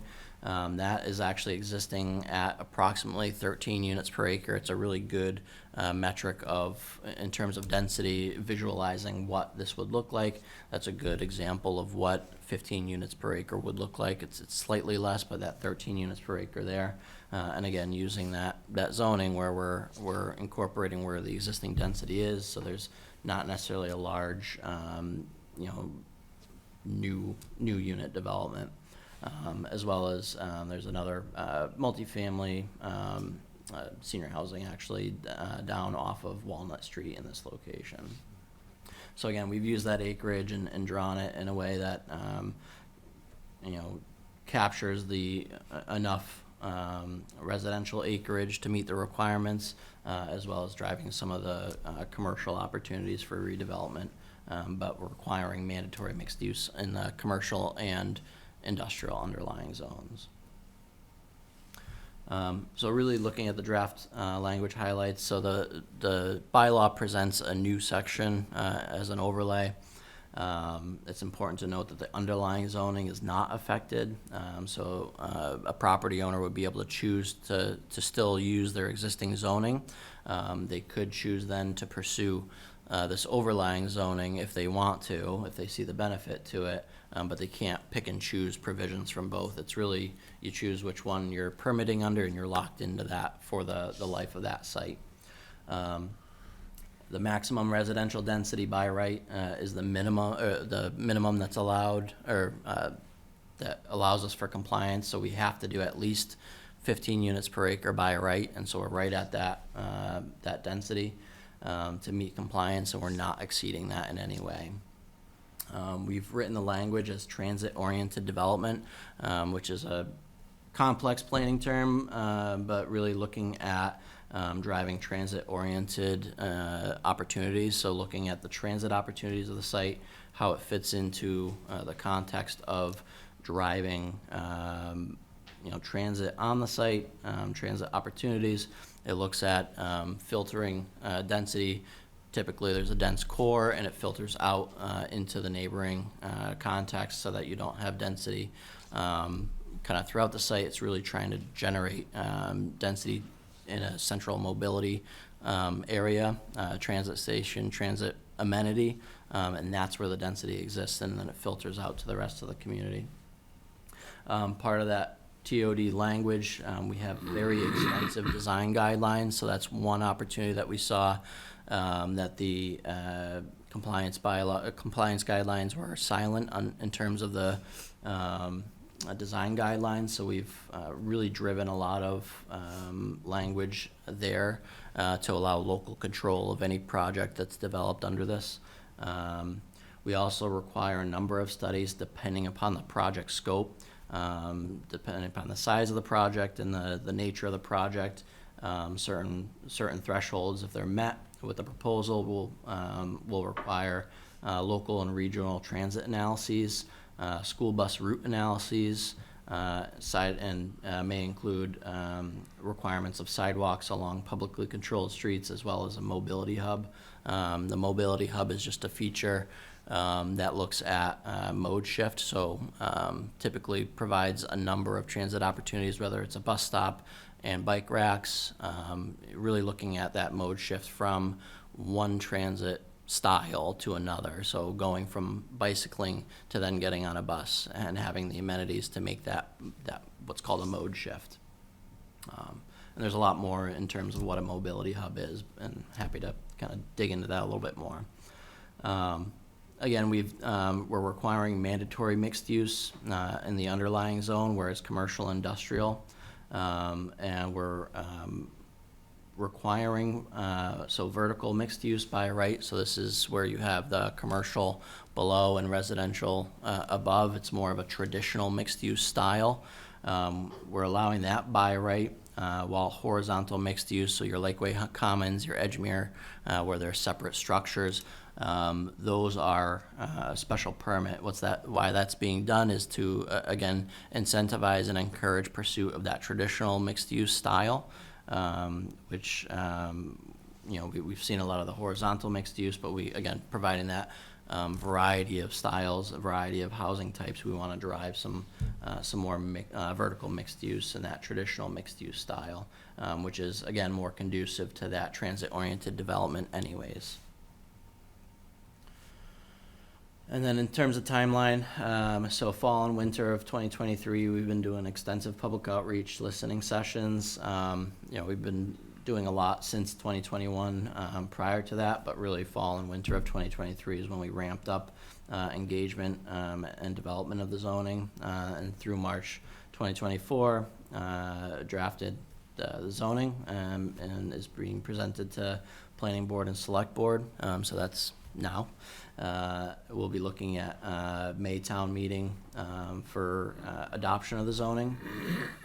And part of that is we are holding fall town meeting if needed for any adjustments. So part of the logistics of this is we submit the zoning to EOHLC in terms of the compliance, and they tell us, not that it's compliant, but they say, go ahead and propose this zoning.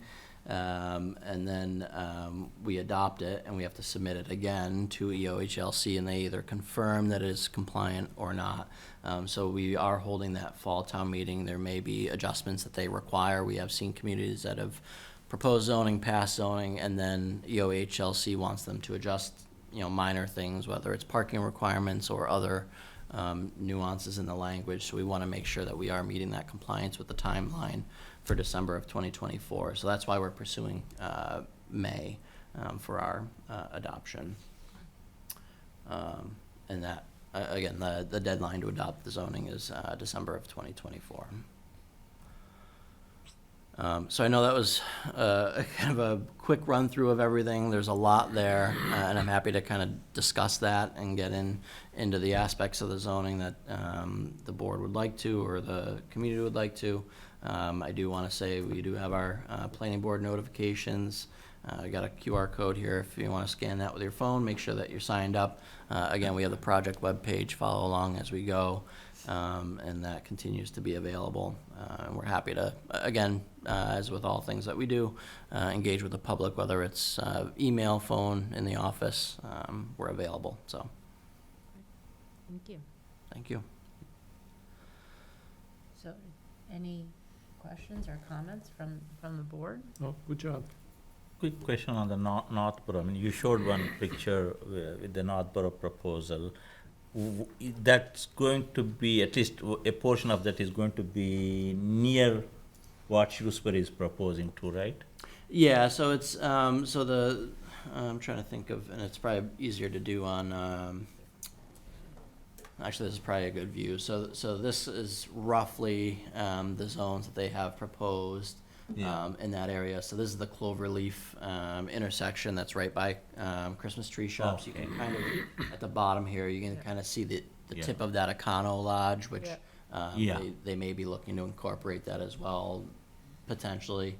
But again, so the Christmas tree shops then is off the screen here, but just down from that location, so. Yeah, I think it works out pretty good, especially if Northborough succeeds in that area, and then Shrewsbury's area is pretty close. It works out pretty good in the future if especially, I mean, it's a very good idea to connect these commuters to the train station, and if these towns coordinate to put in some bus facility, and it's more defined times, couple in the morning, couple in the evening, I think it would greatly help. I think it's a good proposal. Thank you. Any other comments from the board? Do we open it up for public comment? So is there anyone from the public wishing to speak on this evening? Yes. Hi, Maureen Harrington, Precinct 1, Town Meeting Member. Question about the other 6 sites that you considered. I'd like to know what they are. So we looked at a number of sites. One of them was the Lakeway Commons area, and then just south of that, so both sides of Route 9 there, looking at the Green Street, not Green Street Apartments, sorry, Shrewsbury Green Apartments area, and then north the Lakeway Commons, including the kind of Buca de Beppo's area, and then north of that up into the, there's a number of apartments along that North Quinsigamond Ave. We looked at a vacant parcel that was up near the Bavenzi property. It's up near 290 in Boylston. It's currently all wooded land, but it's we have seen some mixed-use proposals for that, at least conceptually. We also looked at the Chelmsford building site, going from that district approximately a little bit past the Imperial Village Apartments and the Shrewsbury Federal Credit Union. What else did we look at?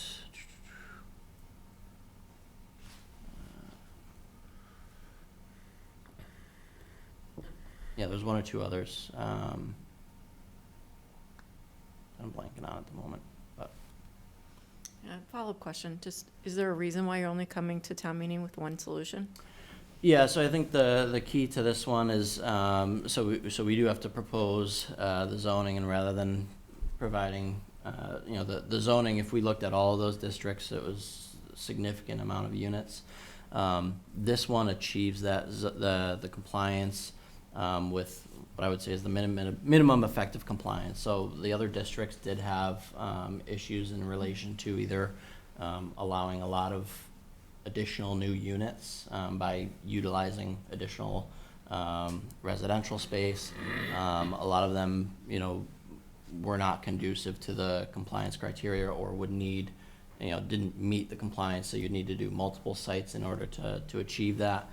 So what we see this as is it really is an area that, certainly is kind of ripe for some redevelopment. It's away from some of the more recent development projects, Edgemere and Lakeway Commons. So it allows it for a new location, but again, there's existing density here that's already very similar to what would be allowable under the zoning. So one final question. So when you evaluate all of those sites, is this the one that gives you the least amount of units? Essentially. Okay, thank you.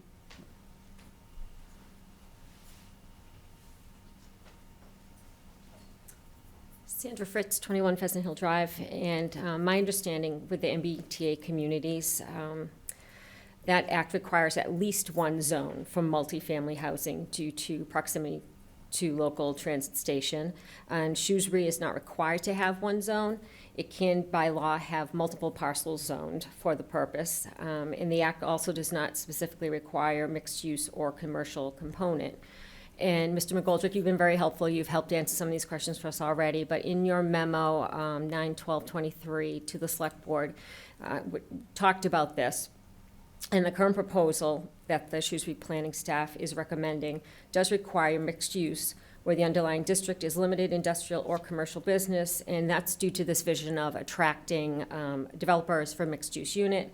And I do have concerns around having one site, and that's primarily around traffic. I've lived in the area, the Route 20 area, for almost 32 years now, and there's been a tremendous amount of change in that area, in the development, and the traffic increases. And while I understand the proposal right now is not adding homes right now, however, once we do that overlay, there's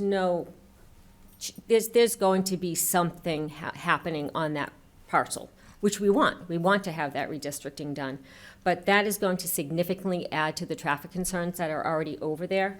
This parcel doesn't directly abut the Northborough 2 parcels, but it's pretty close, and that area is already very busy. And when you come out the backside of 20 on the Christmas tree, where the Y is, that's a very dangerous area.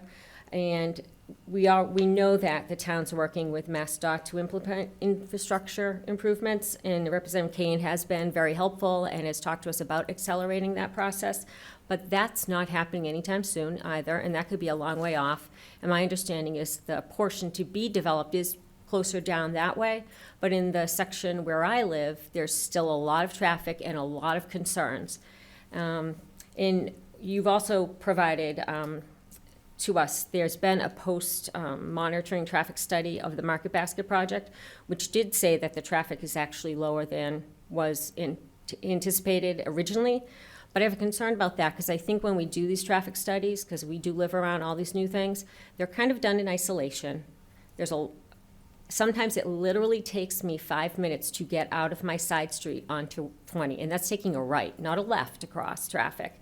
So it's really just, there's a ton of traffic, and this is just going to add to that concern. So you've got this potential. You've got the 93 apartments at the Point of Hill Farms. You have 440 traffic, 440 Hartford Turnpike, that business development. You've got 300 condos coming on Green Street, and now you have this. So for my neighborhood, we are very concerned about the traffic impacts and having the Northborough piece included. That is going to be a tremendous amount of traffic. And I understand the town does want to take a look at public transportation and trying to add that. Will that happen? I'm not sure it will. I think it's a great thing to try, but it's not a walkable area. There's no sidewalks, and anybody who would live in that area is not going to be able to easily get to the train station, never mind to anything that's near them. So I think, I would ask that the planning board really consider the multiple sites instead of this just one site. And I know you mentioned the Chelmsford building to the Imperial Village review, and I know that was the land that was rezoned, I think it was 2014, a special town meeting, and at that time it was rezoned for this type of a mixed use. So I'm not sure why it wasn't. I know you said it resulted in 1,260 units, and the town would be required to zone additional space, consider allowing higher density, and allow multifamily by right in existing commercial zones. So it's already rezoned for mixed use, and to me, we could use that piece and a piece of this Christmas tree shop area. So it's not so dense, it's not only in one section of town. That's really going to it's not equitable. It's affecting the Route 20 corridor in a much greater capacity because of all of the development, not just the one piece. And we definitely need affordable housing. There's no doubt about it, but I think it would be wise to consider breaking it up, meeting the law so that we are in compliance and having a safer area for this side of town. So thank you. So I just want to touch on a couple things. So in terms of the Chelmsford building, so you're right, that is currently proposed as mixed use, or not proposed, so that's currently zoned for mixed use through the Lakeway overlay. And underlying zoning is commercial at that site. So looking at this proposal, so again, that mandatory mixed use, we're only allowed to get an offset of 374 units. Using that mandatory mixed use. So what the mandate requires is that a certain portion of it has to be has to be multifamily by right. And so without zoning residential land, multifamily by right, we don't get that benefit. By including the Christmas tree shops parcel, we've already significantly met that 374 offset. And so again, we get the benefit of encouraging redevelopment and mixed use at that site. But to include additional commercial space, it wouldn't necessarily provide any benefit in terms of our capacity requirement. We would have to look for additional residential space to meet that. So that's part of why we haven't looked at additional sites from the Christmas tree shops. Just so I understand, so it is a possibility that we could use that Chelmsford to Imperial for a site if we wanted to. But the way we would have to propose that and write the zoning, it would have to allow multifamily by right, which means no commercial component. So we would not get any commercial development in that space. It would be housing only. And that's, again, to that community identified need of defending our existing commercial zones. We didn't want to propose multifamily by right in any location where it's currently commercial. Can you explain then the 2014 when we rezoned that? Because when we rezoned it at town meeting, it was said it would be residential, commercial, and there was another, and industrial, I think it was.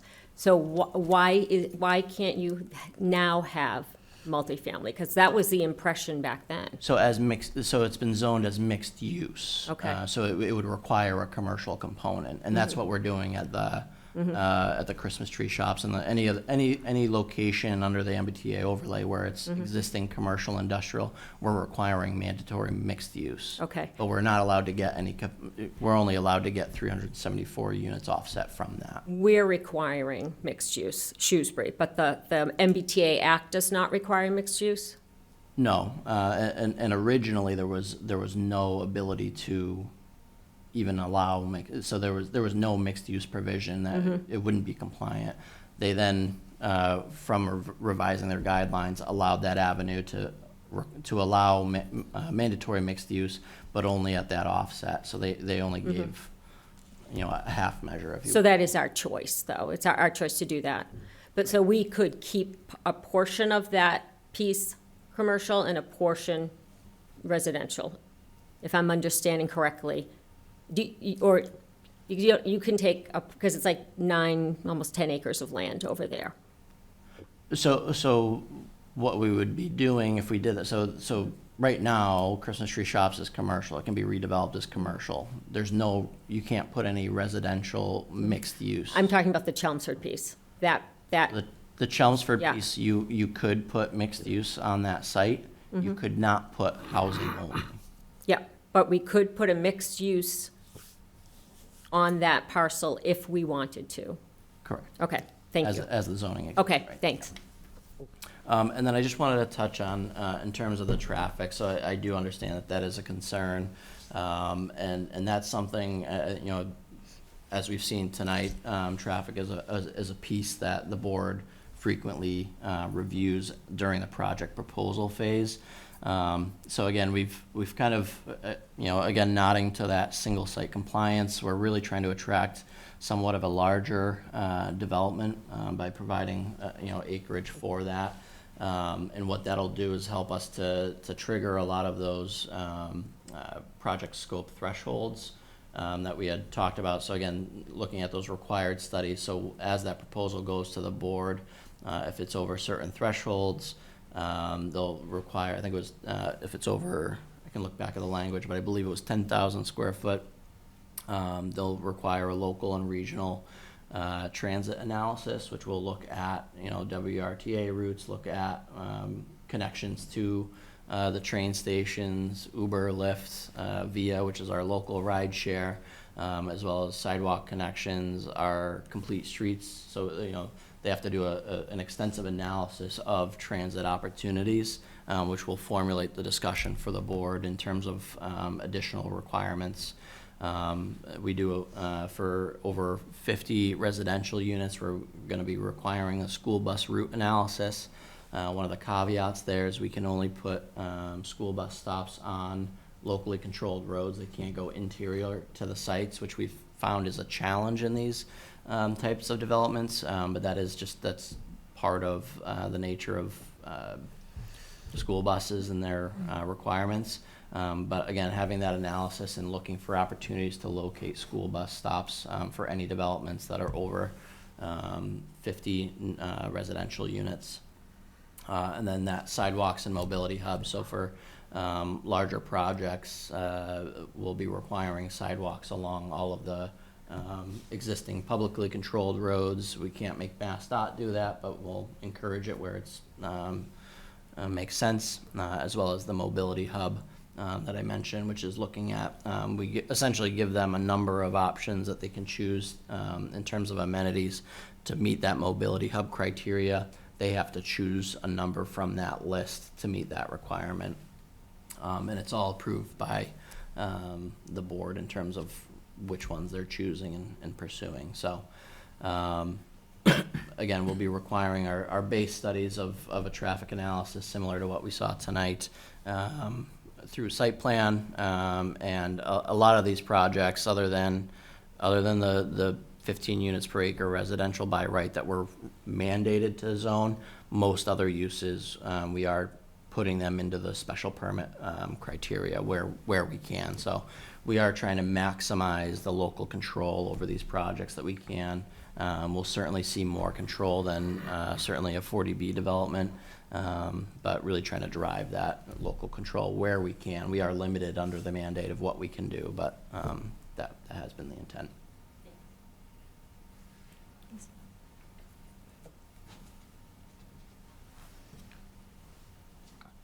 Judy Vetter, 15 Pheasant Hill Drive.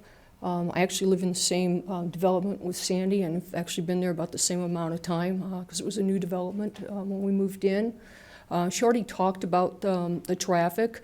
Obviously, I'd like to reiterate that she is absolutely correct. So therefore, particularly with Northborough, I don't see it as an advantage for Northborough to be looking at developing in the same area, because now we're not only going to have, if we move forward with this single site, we're not only going to have the traffic from Shrewsbury, it's going to be compounded by the traffic from Northborough. And I had a conversation with Representative Kane, and they're in the planning process. It probably, the improvements for Route 20 probably won't start until 2026, and that's from Green Street down towards the Northborough town line. From Green Street down to where, I mean, I guess if you go all the way down to Market Basket, you know, that's going to start, I don't know, when is that going to start? We don't know. So basically, we're not looking at any relief in the long future. But what we are talking about is Shrewsbury deciding to make this a single location of dense housing and putting additional burden on this one area.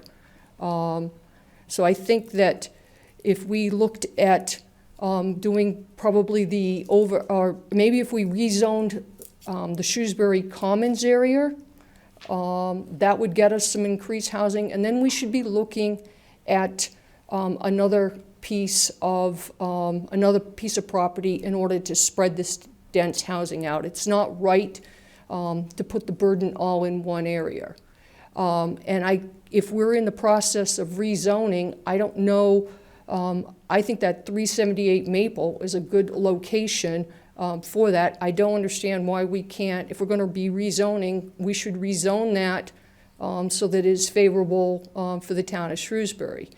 And I guess when we talk about planning, I did look at the documents that you provided, and it says in here, the town is interested in situating this district near community and commercial amenities.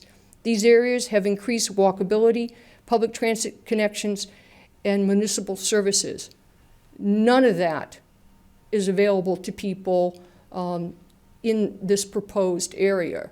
So I've already shared that, you know, this is maybe meeting the letter of the law, but not the intent of the law, because it is not going to be a good place for people to live. And I already talked about the fact that there's all of this planning of what's going to happen on Route 20, but it's going to be multiple years down the line. So I asked the planning board, I am not happy that you're going to bring this forward to town meeting, that this is the option. That's not right, okay? There ought to be a couple different options, or a little bit more detail of other places that you've looked at, and what can be done in order to satisfy that. I do think it's probably a good idea to do the rezoning of Shrewsbury Commons, but not the other, I think you said 78 acres that would be at the Christmas tree store area, and that would just be additional housing. So I don't think that that should be there. And I know you like to say that this is all you're asking, or all the state is asking, is that we rezone this. We're not building any new units, but the state has just announced that there's all kinds of funds being put in for public housing. So I think that we're going to see whatever we do, whatever we rezone, I believe that based on the fact that there's such a push and so much public money out there for this type of housing, we're going to see it much faster than anything that's going to happen for improvements on Route 20. And just putting this dense development in this one area is not the right thing to do. There are other locations in Shrewsbury that would actually be more meeting as far as what you guys indicated was your desire to have for this type of community. So, thank you. Thank you. Any other comments from the public this evening? Okay. What is, so I guess. We can take this in piece, but really what we're looking for is a recommendation from the planning board that these be recommended to the select board for placement on the warrant. We'll then issue that to the select board for them to deliberate at their next meeting. Okay. So I guess, is there a motion to, are we just taking, can we take them all together, or do we need to divide them up? It's probably cleaner to divide them up, but just to be sure, just to reiterate. I know we've talked a lot about the MBTA. I think it's important to just reiterate the four that we're proposing tonight. Certainly. Okay. So why don't? Yep. Is there any consideration from any feedback? Like, are you going to, no discussion about anything that the public had to say? You're just going to, go ahead and vote on this and push it through? Is that what you're doing here? Just touching on that a little bit. So, what we're looking for is that the board recommend tonight that these four be submitted to the select board for them to consider placement on the warrant. As I mentioned kind of early on, we'll keep these public hearings open. We'll continue the public hearing, and I'm happy to continue that all the way up until May. Certainly, I'm happy to work in terms of refining the zoning in any way that we get public feedback. We can fine tune some of the specific language and the zone. As I know, kind of in the slide here, again, these are based on preliminary estimates. We still have to run the compliance model, which is the state's kind of Excel spreadsheet that tells us, we're on track to have approval. And so we may have to adjust the lines slightly to accommodate whatever the compliance model tells us, but this is largely what we're proposing, and the community will be involved in that fine tuning, and we can, this will be then at Maytown meeting, we can, although I wouldn't want to, we do have an opportunity to amend it on the floor if needed, but so certainly looking to have that much. For further clarification, for for the members of the public, what we are doing this evening is more of a procedural vote to advance this language that is not specific to what we're looking at in front of us, but simply to advance the language that this is going to be put on the warrant article. Is that a little bit clearer? So the public comment period, this public discussion about where this specific zone is going to be located can and will continue, but this procedural vote allows for the eventual zone change. Not talking about location, the eventual zone change to proceed to going to the Board of Selectmen for their vote and then ultimately onto the warrant. Is that clear or?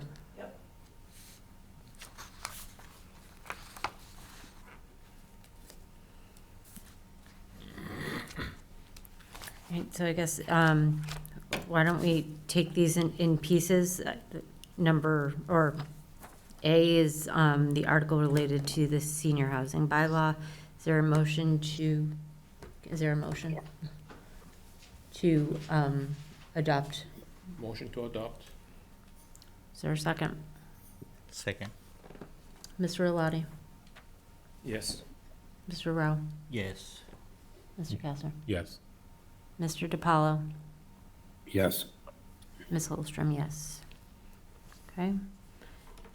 Item B is related to the MBTA zoning. Is there a motion? Motion to adopt MBTA zoning. Yeah. Is there a second? Second. Mr. Alati? Yes. Mr. Rowe?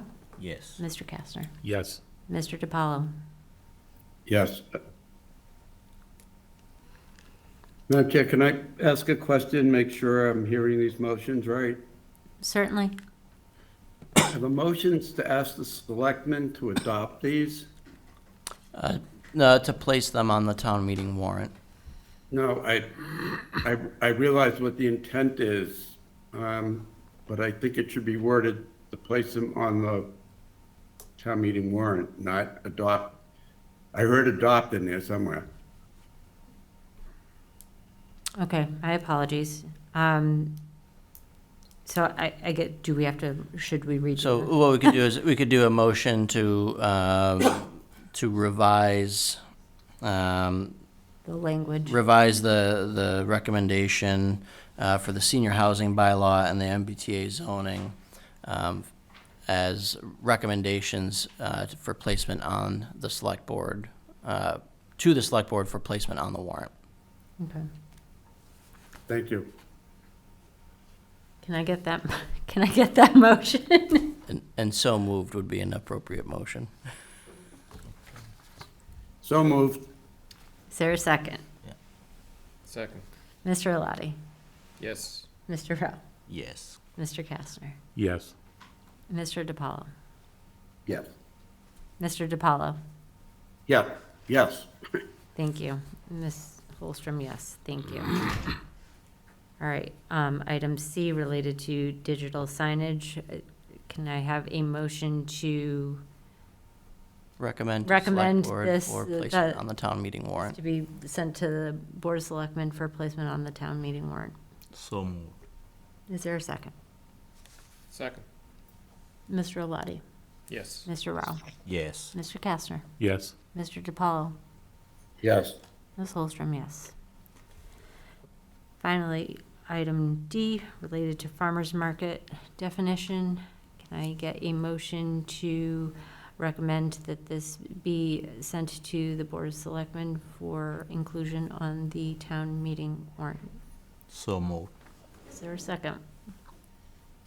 Yes. Second. Mr. Alati? Yes. Mr. Rao? Yes. Mr. Kastner? Yes. Mr. DiPaolo? Yes. Ms. Holstrom, yes.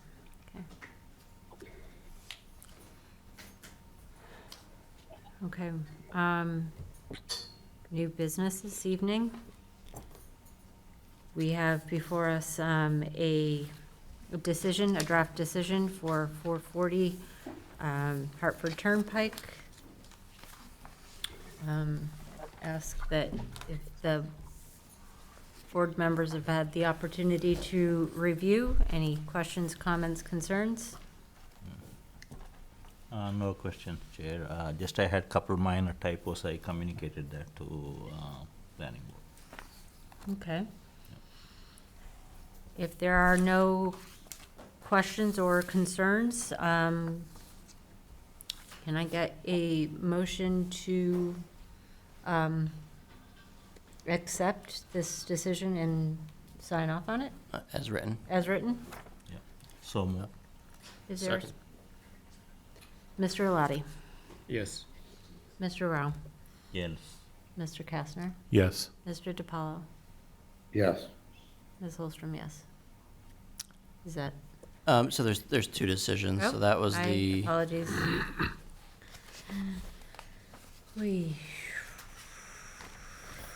That was for the site plan approval, so we need another one for the special permit. Yeah, correct. So can I get a motion for, Move to approve. is there a second? Second. Mr. Alati? Yes. Mr. Rao? Yes. Mr. Kastner? Yes. Mr. DiPaolo? Yes. Ms. Holstrom, yes. Okay.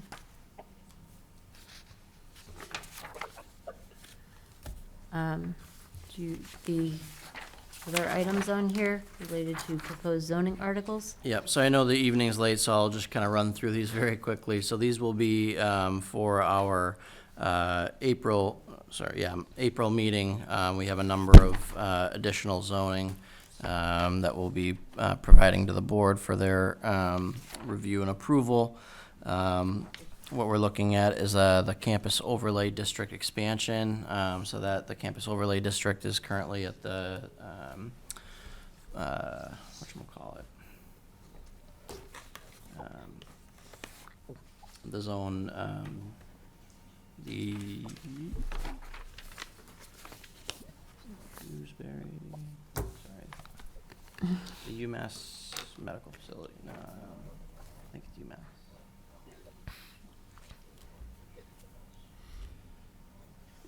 Sorry, it's late.